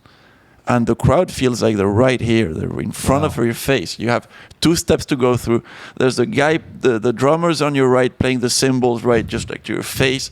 You have the panels right there. You get to the mic. The crowd's right. Everything. The stage is so crowded, and you have such small space. And you're like, what the f am I doing here? All right, let's start the jokes, But it was I was overwhelmed. And then I do my set. It goes well. So I knew I had solid jokes. I've been working on those jokes for a long ass time. I don't know how to deliver them. I've bombed with them as well, right? But I know how to massage them and how to play with the character and how to present them in an appealing way. And then they were so complimentary, and I was like, I didn't expect that. I thought they were gonna roast me or something. No roasting. Just like, you're amazing. This is blah blah blah. Everything was positive. And I was like, all right. And then it's just, I'm going, you know what? And then they were like, you've seen, people can just watch the episode and see how it turned out, but it was just so positive, overwhelmingly positive. And at that moment, and then it's over, and then I'm right back out in that back alley like you were. And the funny part was, because I got called towards the end of the show, I got out to the alley and I called Chris, actually, because I knew he was going to come in a few days. And I was like, dude, I have to tell you what happened. This is what happened. Yeah, it was fucking wild. It was wild. So I'm on the phone and in that alley, and people are like walking through 6th Street because the show's not over. And they're seeing me and they're like cheering me on, like, yeah, dude, you got this. It's amazing. And I walked to 6th Street and people were like just walking up to me. It was wild. It was really like what just happened? Oh, it's a beautiful thing, man. Yeah, but like 3 days ago, I was in Brussels doing some mic, and now I'm like, people are cheering me on in the street and recognizing me. Yeah, it's just like nonsensical. He's seen it, and because of how hot comedy is here in Austin, we're in 2 different places. I understand that. But he has seen even people come up to me and like, I've seen you on Kill Tony. And I'm like, yeah. Like just the other day, I don't even remember who that guy was, but and just to have that recognition, almost instant gratification for what you just did is like, it's holy wild. Shit. Cause I ran and put my gel blaster in the car and everything because I had to host. And I'm like, I think Doc was on stage stalling because I hadn't gotten back yet because I was one of the last pulls. And then, you do your interviews with everybody as you're coming out and shit. And then I would remember when I came back, I was like, they fucking shut the alley goddamn door. So I had to run all the way around, and I was walking past as everybody was getting let out, and it was getting harassed even at that point. And it was just like, yeah, hey guys, sorry, I gotta, the show fucking started already 10 minutes ago next door, and Doc is former military. It starts at 10 o'clock. So I walked in, he's like, oh, thank God he's fucking here. And I was like, yeah, I literally walked in, just grabbed the list and just went straight on stage and started hosting. Oh, I met Doc. Sorry. Cool. What's up? No, I said I met Doc. Doc's cool as fuck. Yeah, Doc's super cool. Doc Ferry. Yeah. And you... good. But you had a purpose when you got out. I was like, what am I supposed to do now? Should I go back to Shakespeare after I got this? And I saw 200 comedians. Yeah, but after a long while, because I was like, I didn't really want to go back to my Airbnb because I was like, I have too much adrenaline. Yeah. On the other hand, I was like, there's 200 desperate comedians who didn't get picked. Do they really want to see my face right now? Hell yeah. Or not? Because I don't know the culture here. See, like that what happened when I bombed? Yeah. It's like, do they want to like not be confronted to somebody else's luck? Or do they actually cheer for that? What's the culture? So I was very hesitant to come back. And I think because I didn't want to gloat either. I was just like, but I also want. I didn't want to be alone. You know what I mean? I think you told Doc when you came back to Shakespeare's what had happened, and we were all pretty private amongst each other. But he walked up and he was like, he just literally got the absolute most. And I'm like, are you serious? And he was like, I told you. That guy is. Doc knew from the moment you were sitting there, and he goes, "Hey," and he knew you by name. He's like, "Is that Ric Diez?" No, he had seen me online. Yeah, that's what I'm saying. He had seen my reels on Instagram, and he knew it was like, funny. Yeah, he told me. He said, "I thought he was like already fucking touring," and like. I mean, to a point, I do gigs in countries. I'm not touring. I'm not a big comedian in Europe at all. I just go to, but I do a lot of gigs outside of Brussels, but. That's a chalk up to what American culture is, though, because America is so full of ourselves that we're like, there ain't nobody funny overseas. This is America, you know what I'm saying? True. And so now that you've gotten that exposure, like, and obviously this is one time so far that one of your episodes has come out.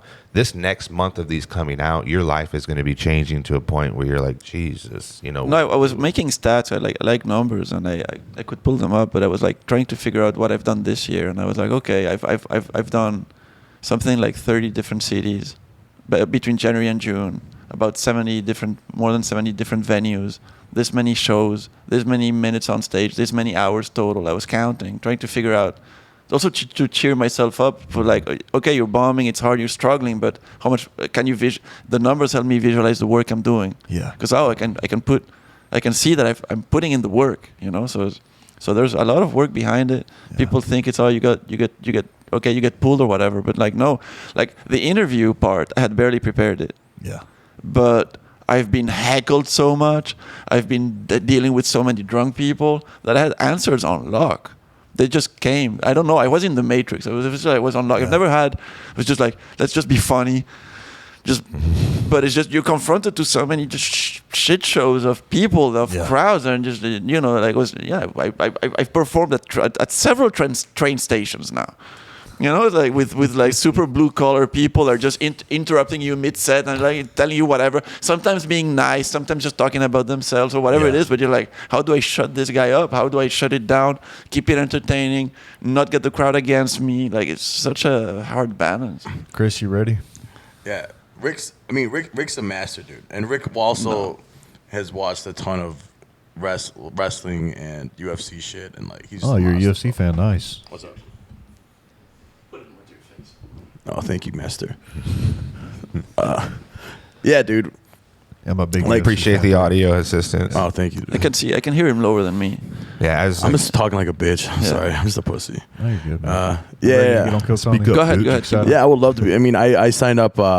So I have my strategy was I see Ric coming in and getting bucket pulls, and I'm like, I'm gonna sign up like Chris from Thailand.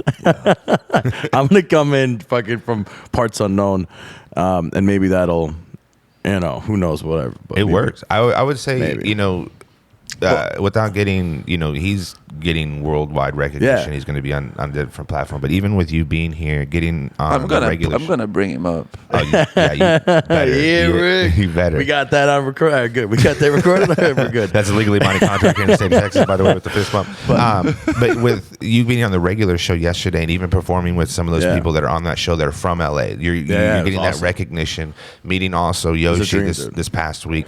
Yeah. You're getting here. You're going to get more opportunities too. Like I believe when you come back to Austin, whenever you can find that time, that you're going to a few months. You let people know ahead of time. You know, if you got those connections or whatever, you're going to be booked when you come back. You know, I when Ric called me and told me he won the golden ticket, I was so proud of Ric. I didn't cry, but I was super proud of my boy for just doing what he said. He's going to show up and just do something. He pulled through, but I knew like, oh my God. Now I gotta come with my fucking game face on, and I gotta come and I gotta not be ass. I gotta represent my boy and fucking because if he's gonna bring me with all these places, and around town and shit, then I gotta represent and I gotta fucking follow through too. I also gotta have good jokes and have my shit ready, and just be tight and locked up, and it's crazy because like if without Ric, like let's say Ric never got picked on Kill Tony, we'd just be doing these open mics at Rapolo's, pretty much it, and Sanjak and Valero Taco and fucking and Lucky Duck and Velveeta. We'd just be like doing the circuit, right? And like You know, it's like you do these 3-minute open mics where no one's listening, and then maybe like a creek mic, but maybe someone extends a hand out and says, "Come do a show." Yeah. You know, but like, what are the odds of that happening in 3 weeks of you just doing, I'm in a sea of open mics, right? So, but you did it. Yeah, people called you. Yeah, but people did call me because you were funny. Yeah, you could also just come and lie because there's some little shitbag comedian here who came and lied a bunch of bullshit, and he's getting booked on things. Oh, for real? And he's not funny. What a fucking piece of shit. Yeah, that little fucker came and actually told me, "Hey, you should just be happy with any opportunity you get because you're not very funny." And I was like, wow. You're a fucking hobbit. Get the fuck out of my face. Wait. I lost context. So how long ago did this happen? I don't know. How long was it? Like 6 weeks ago, probably? Oh, you're talking. Okay. I'm not, Yeah, I know what you're saying. So it was somebody from abroad or so, like somebody from Dallas. From Dallas. Okay. I mean, I do lie on my resume, so I might do that, man. I saw I lie about shit all the time. We did a roast show together. We won the roast show, which then gets you stage time someplace else. Yeah. He didn't contribute with any of the roast. Yeah. When he got to the show, the host of the actual show wasn't there. He had to go do a show because the show's actually in his living room. So the host got back when we just wrapped up. He walks up to the host and goes, "Hey, I just moved here from Dallas." I don't know if I even want to do an impression of him. Don't do an impression. Yeah, I just moved here from Dallas. I used to be a headliner there. I'm used to doing 20 to 30 minutes on the regular. I'm paid all the time for my gigs. If you can help me out and get anything. Damn. And he was like, okay. And I guess he gave him a shot someplace else. And I guess he did okay. I have a very simple answer for those people. Oh, wow, great. Send me a video. Yeah. And then they send me a 2-minute clip. I don't know. You said you can do 30. Send me a 30. Send me 30. Yeah. And nobody can do it. I run one show in Brussels. It's not a big show. It's at a bar. But now we're having a nice crowd in it. And people, and I've changed the minutes and I'm posting on Facebook. Hey, like, hit me up if you want to do 5, 10, or 15. And people are asking me to do 15. I'm like, okay, send me a video of 15. Yeah. I mean, some comedians I know, but some people I don't know. And they're like, no, I have this 2-minute video. And I was like, but I can do a solid 15. I was like, no, you can't.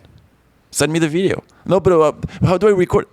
If you're not willing to record your sets, you don't even. How could you even have 15 if you're at a point in your comedic career when you're not even thinking about recording your sets? You know what I mean? Like if you're not even thinking that you should record your sets, I'm probably sure you never figured out how to get 5 good minutes. Start recording that as soon as you get on stage. Yeah, like for example, when I contact venues, I've managed to get gigs even though I have very little social media following. I mean, up until this point. Now it's going to change probably. But because I was like, I can back everything I say up. Yeah. I perform at this place. Here's a video of me at this place. I can do this minutes. Here's a video of me doing these minutes. I only say what I can back up, and I open for these people. Hit them up. Yeah. You know, like so.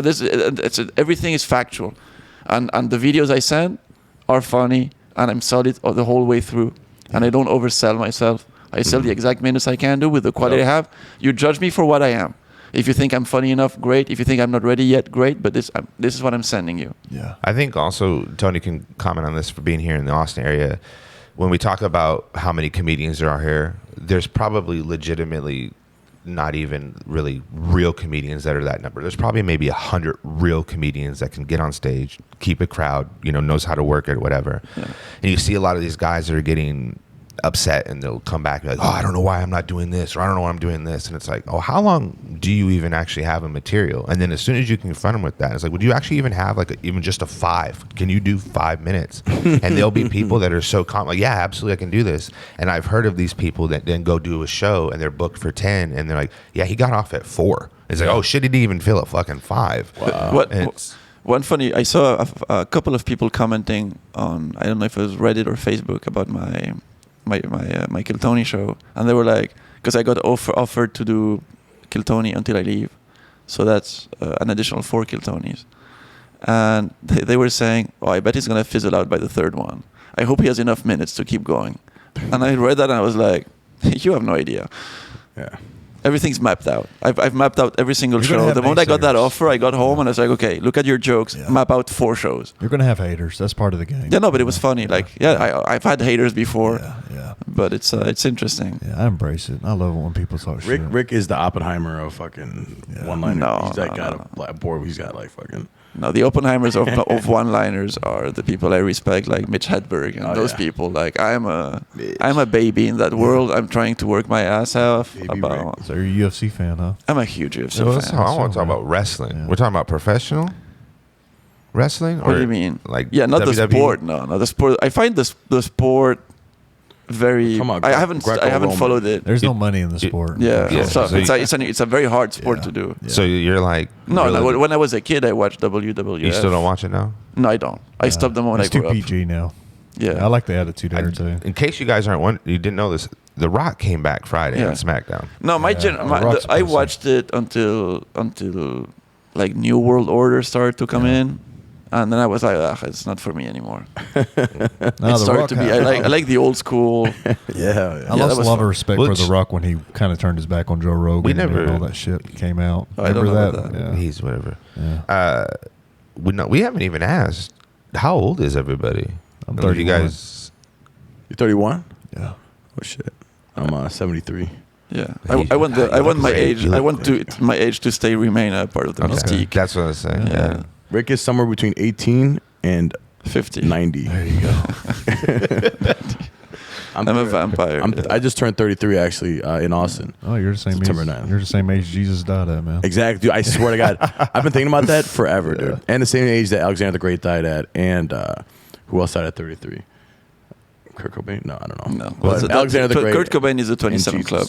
Yeah, I hope I'm making 2 more years to get to 33. Yeah, well, I was thinking I probably, if I died now, it'd be You're 31. 31. What happened to you, dude? I don't know, man. Had a rough life, man. Rough life. Since I've been here in Texas, I've met so many people who are like, yeah, I'm 29, I'm 30, I'm 31, I'm 28, and I'm like, what happened to you? They make you feel better. And they're not even crackheads. The crackheads, like I understand. Crackheads look great. He's like, I'm 95. He's like, holy shit, you look amazing. Yeah, they're still alive and kicking, just full of energy. So they make you feel better.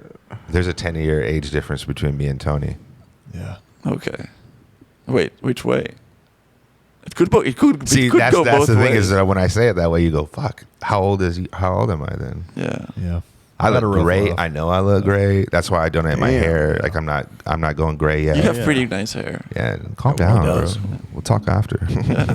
It's good. Like when you fluffed it. Oh, you want me to do it again? You want me to get you riled up? I met this comedian in Rotterdam like the week before I came here. I wish I remember his name. He's so funny. He grew up in the UK. I'm sorry I forget names. And I shout out to you. You're hilarious.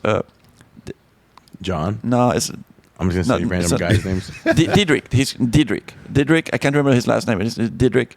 He's incredibly funny. If you guys can find him online, go check him out. He's worth seeing.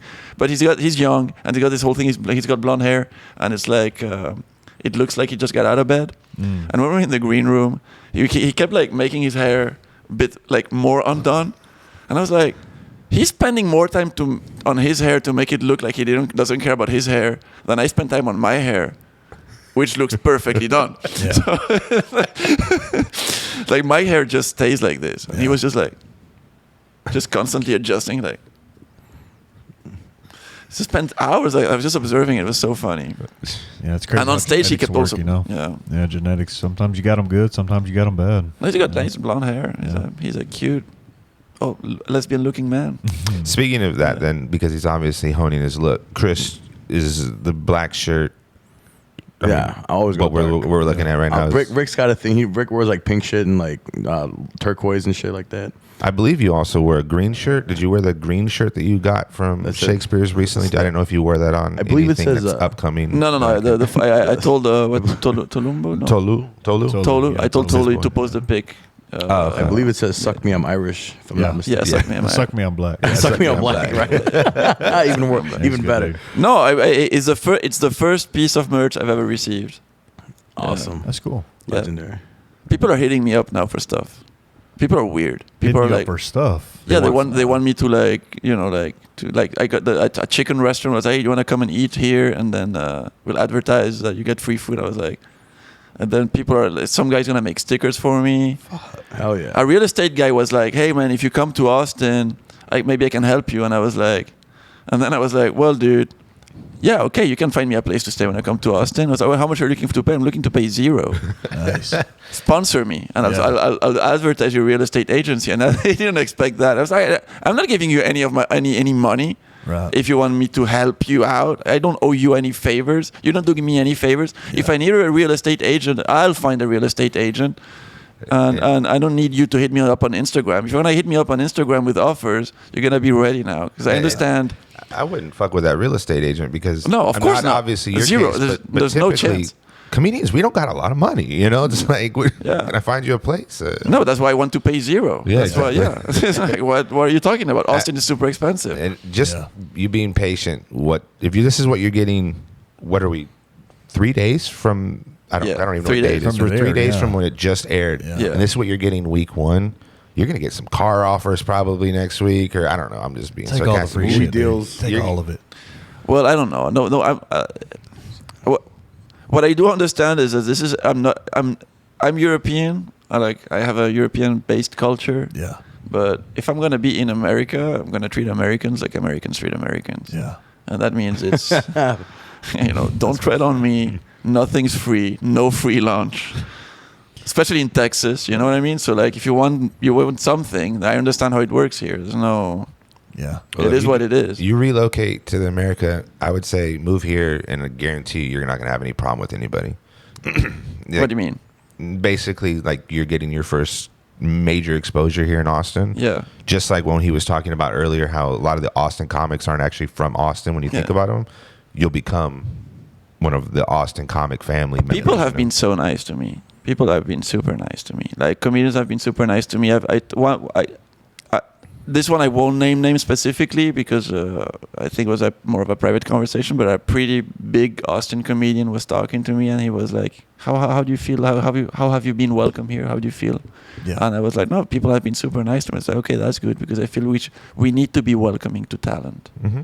And I felt like, okay, that's a good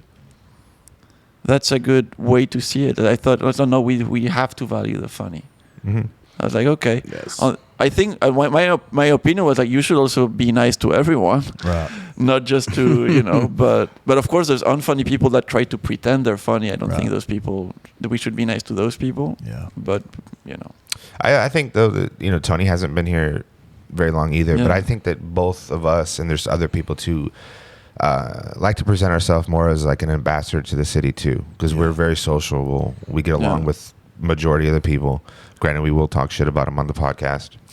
I'll say one thing about Texas is that there's a philosophy here of anti-establishment that resonates with how I've grown up. So like I've always been a little bit of a rebel and anti problems with authority and all I of dropped that. out of school, got my GED. I haven't held a half. No, I completed my Yeah. education, have a university degree, I'm a and complete fucking idiot. You know who's from Victoria, Texas, right?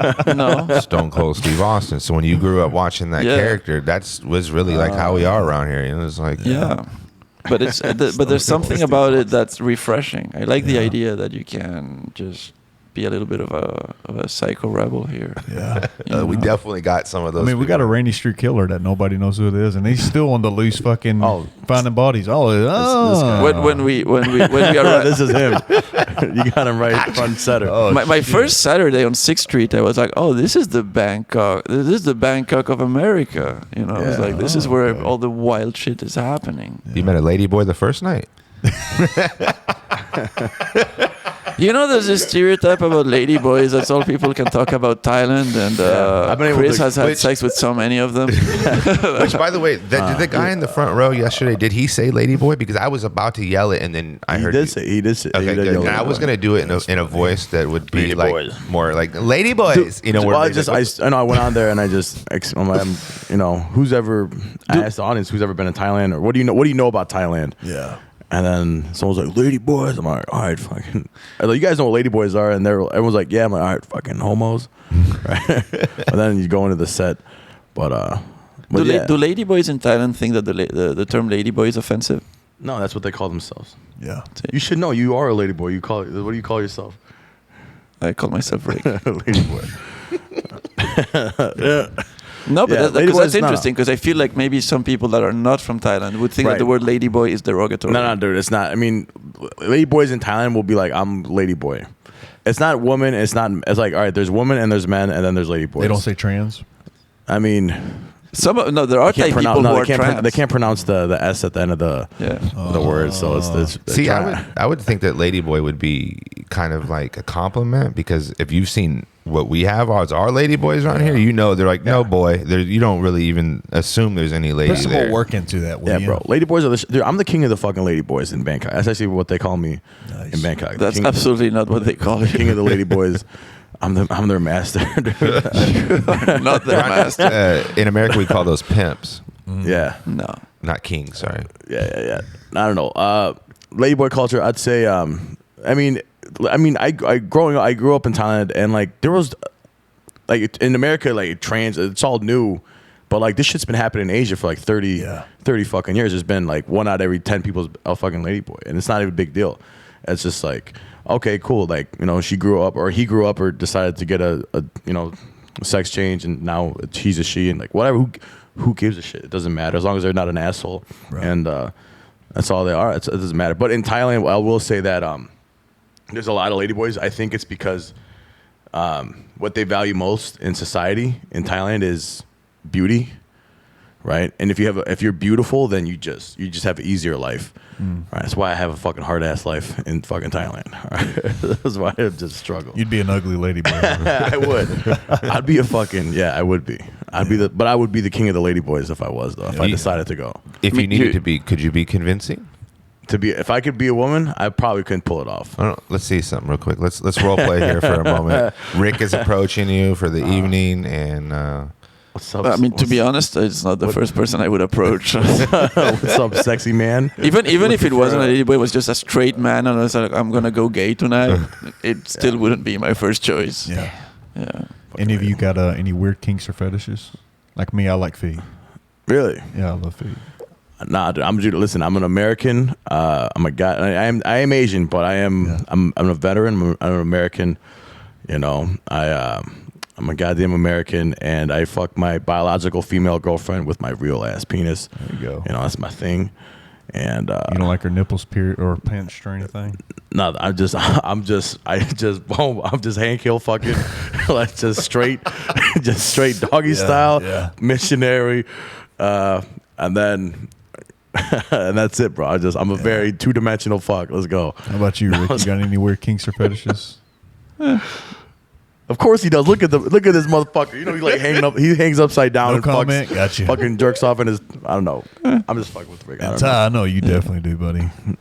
Okay, so this is true. It's kind of a little bit of a bit that I've been working on too. But like growing up, I would watch Red Shoe Diaries, which is like a softcore porno show on Showtime, and then if I heard somebody coming, I would hit the last back channel and end up going back to HBO and watching Def Comedy. So now it's kind of a weird thing is when I get done, I have a really bad habit of just giggling, almost like a schoolgirl, where it's just like, like almost like I can't believe you just let me do that, like, cool. I didn't deserve that, but thank you. Like I feel like I won, I have an anecdote about the Red Shoe Diaries that I can tell you after we're done.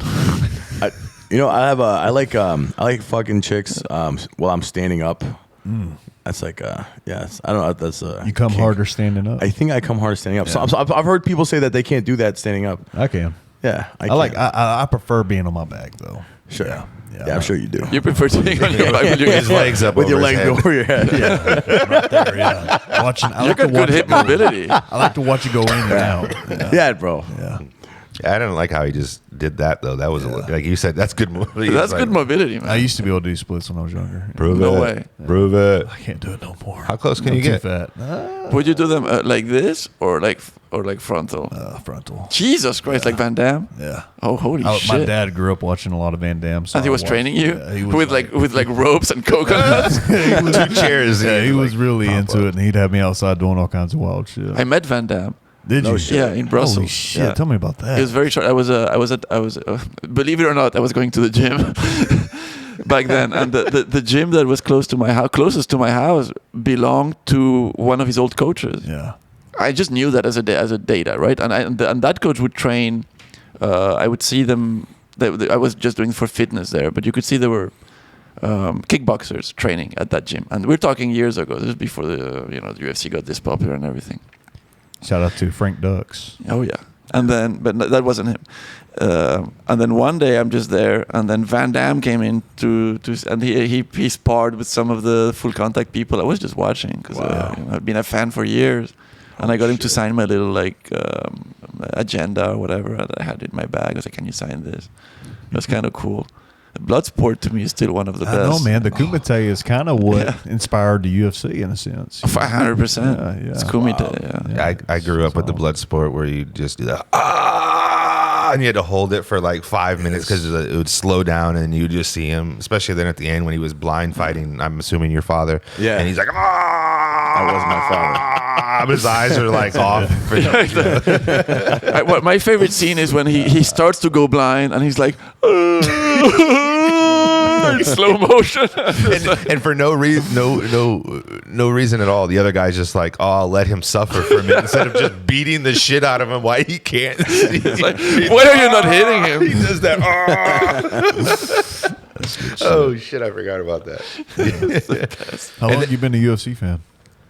I started watching it in 2007. Nice. Yeah, I saw there was maybe season 4 of the Ultimate Fighters. One of them. It was a season that Mac Danzig won. Okay, I remember. And I think the season after that was the one that Nate Diaz won. Yeah. And I got into it because of the Ultimate Fighter. I just started watching that, and I was like, oh my god, this is great. And then I was sharing an office back then, and I was like, my office mate, we were both introverts. We talked a little bit, and we got along pretty good, but it was very quiet in the office. We're both quiet guys. Yeah. And I just turned to him and said, hey, dude, I've started watching this thing. It's very interesting. And then it turns out he was a huge Pride UFC fan, like low key, and he was like, dude, and it was just like bonded. He was like, you have to, this guy and that guy, and then I was like, I was just interested in watching the Ultimate Fighter. I was like, okay, I guess I have to watch all of this thing now. Yeah. And then I was like, oh my god, and I stopped watching soccer. I stopped reading any other sport. I'm just reading this obsessively. So Mark the Hammer Coleman? Yes. Yeah, I had him on the podcast. No way. Yeah, and he was like one of the biggest fan. I was like super big fan of him. And man, when I had him on, it was the short interview because I couldn't. I was fanboying out the whole time. Oh no! It was wild, man. But that's crazy, Mark Coleman. Yeah, oh Mark my god, Hammer. that's a legend. Yeah, shout out to fucking Chris Hopkins. He set that up. I went. Cool. Well, back when we were in Thailand, there was a UFC Singapore before the pandemic. Now they did it again. They just went to Singapore again. But I went to Singapore. I had some friends that lived in Singapore. Went to Singapore, and I was my friend bought the tickets. We went to see UFC. The main event was Donald Cerrone versus Leon Edwards. Nice. Wow. And what was funny was we were like maybe, I don't know, like not all the way up, but a little bit up. It wasn't nosebleed. It wasn't nosebleeds, but like in the middle kind of thing. But I was like, Singapore is so chill because it's Asia, and people don't commit crimes, and nobody does anything bad. The people that were checking for your bracelets, like if you're allowed to go in the VIP section, were like just little ladies that were just like just sitting there being super nice. A problem. Everything was, it's like everybody was nice, and I was like, these people are not paying attention to anything. So I ended up going down. I watched the main event on the front row. I got a selfie with Bruce Buffer. It made no sense. It was great. I was sitting next to Leon Edwards' friends, who was super aggressive. I was afraid this guy was gonna kick my ass. I was like, yeah, bro. And his arms were like bigger than my legs, and I was just like, oh my god, I was so scared. But I was like mesmerized. Yeah. OSP was also fighting. Oh yeah. Of Insane Pro.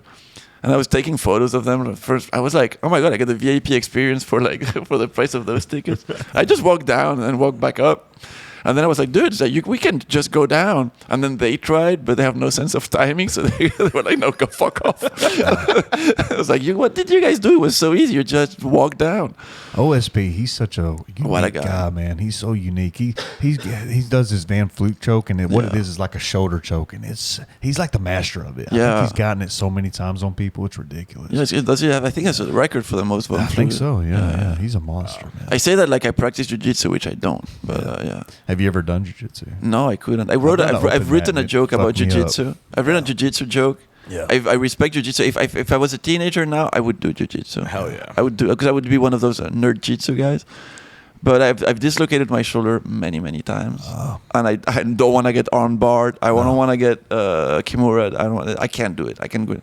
Yeah. But I have the perfect arms for choking people. Man, you got the perfect frame for jiu-jitsu, believe it or not. Because I can wrap people up. I got hip mobility, and I've got skinny arms. I can just slide under your chin and just the height advantage with it too. Wow. But I have a very exposed neck though.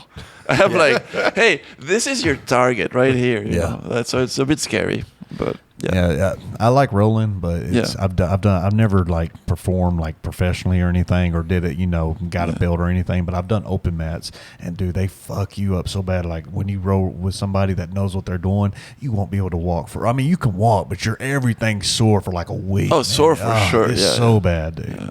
But I do enjoy jiu-jitsu and boxing that's and great. all that. You do all of that stuff? Oh, I love it, man. Do you do anything? Not anymore.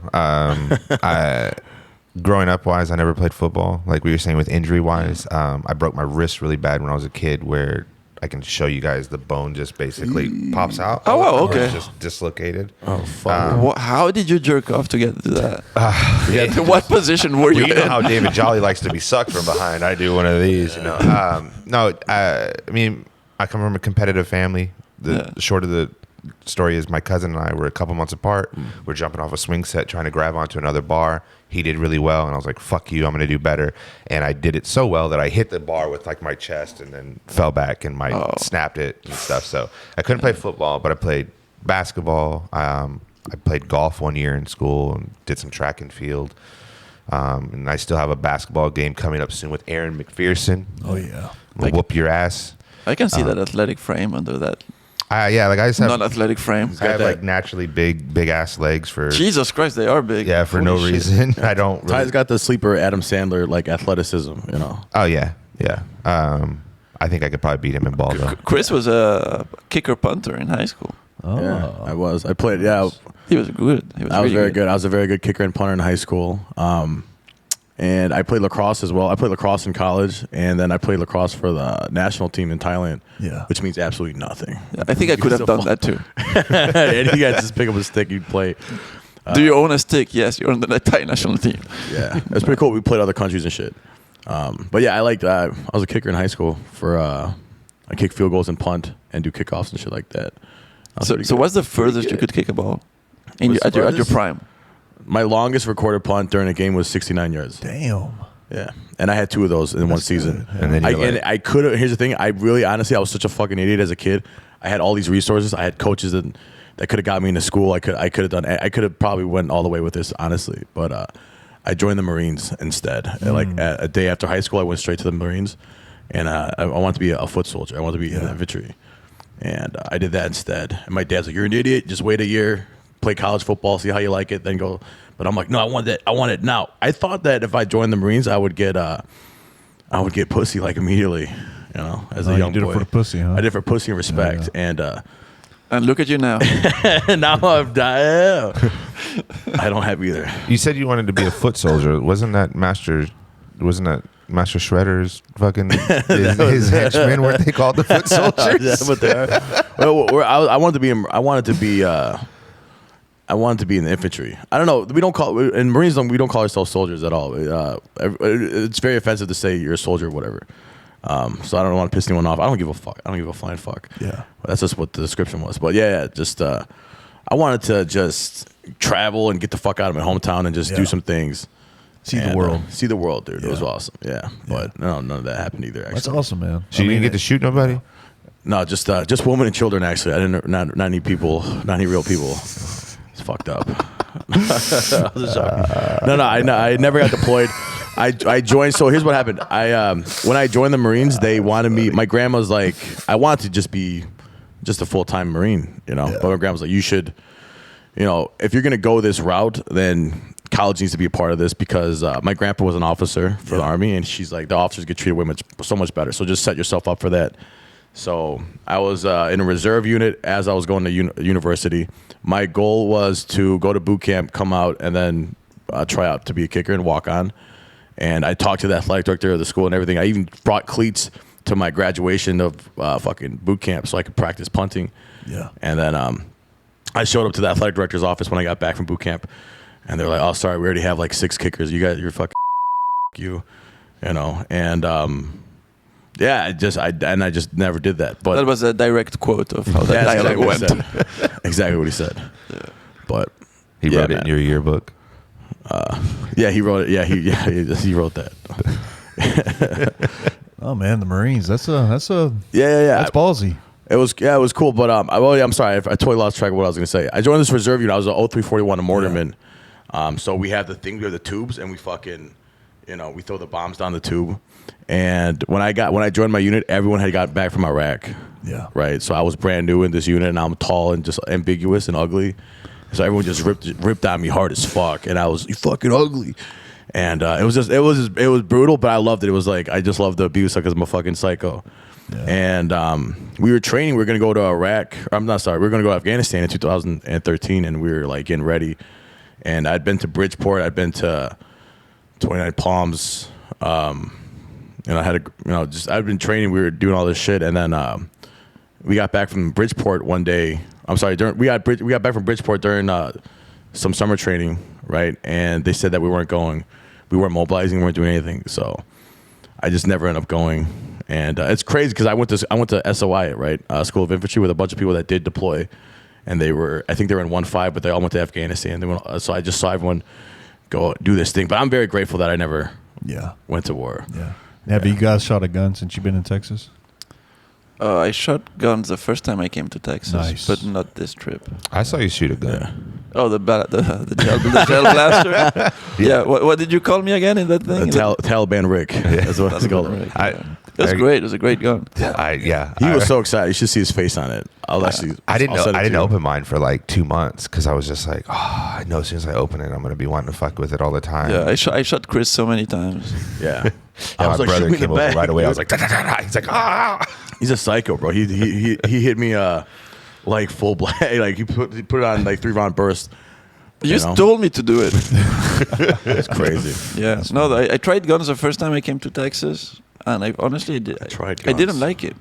I wanted to do it this trip, and then I've been contemplating, should I do it? Should I not do it? Because I felt scared. What scared me was there was this one guy on my right who was shooting like some large caliber.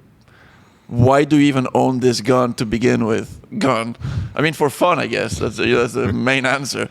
But it was so loud. It was like, boom, boom. And you could feel the vibration. The vibration of that. Even though I was to the side, I wasn't. It was just so loud, and so it was a bit like. And then the other thing was I shot a handgun. I can't remember which handgun. And I shot an AR-15. Because I was like, I need to know what school shooters do since I gave up school shooters vibes, apparently. So I don't know, let's prepare. And then let's get ready. It's September, you know. And back to school. Back to school. Let's get back to the back to school prices. And I shot an Uzi with the shoulder thing. Yeah. Because I was like, you see all those movies back in the day, you know. I want to feel like what an Uzi feels like. But the AR-15 scared me because I thought. It didn't scare me itself. Like, it was fine. It was like, I'm almost blind on this eye. I can barely see. I was like, oh, headshot. Oh, headshot.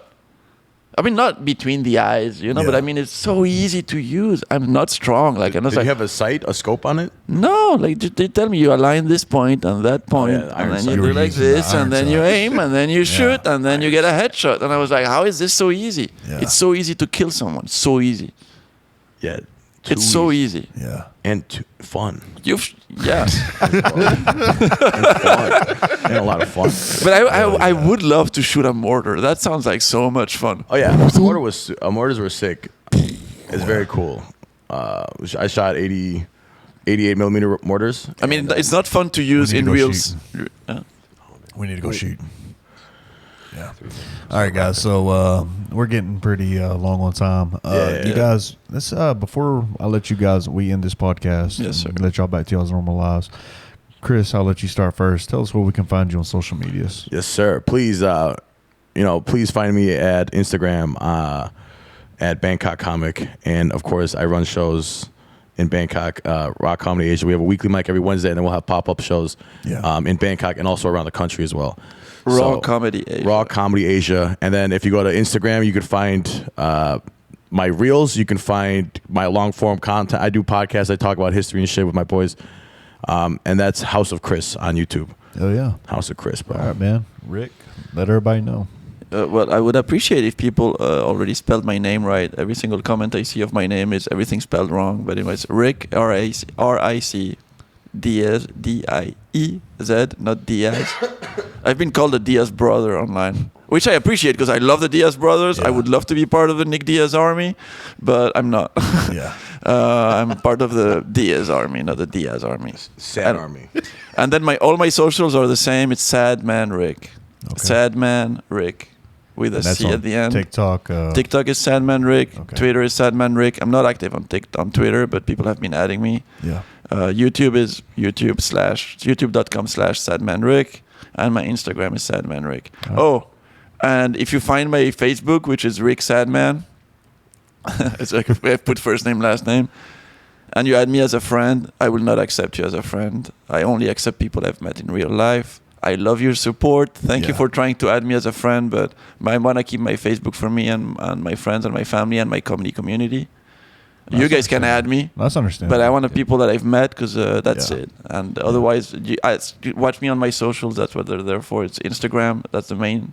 And YouTube for reels. I just publish reels. And on Instagram, I like to publish little stories. But I don't write sketch comedy and do like very dynamic videos. I'll put a joke of that I did on stage, and then that's what you're going to get. Ta. I'm the same way with the Facebook too. Like, I think I have 4 people that are from Austin that are, it's just friends and family for me. But And those are the entire collection of your friends. It's 4 people. yeah, just total my whole life. That's all I've been able to collect.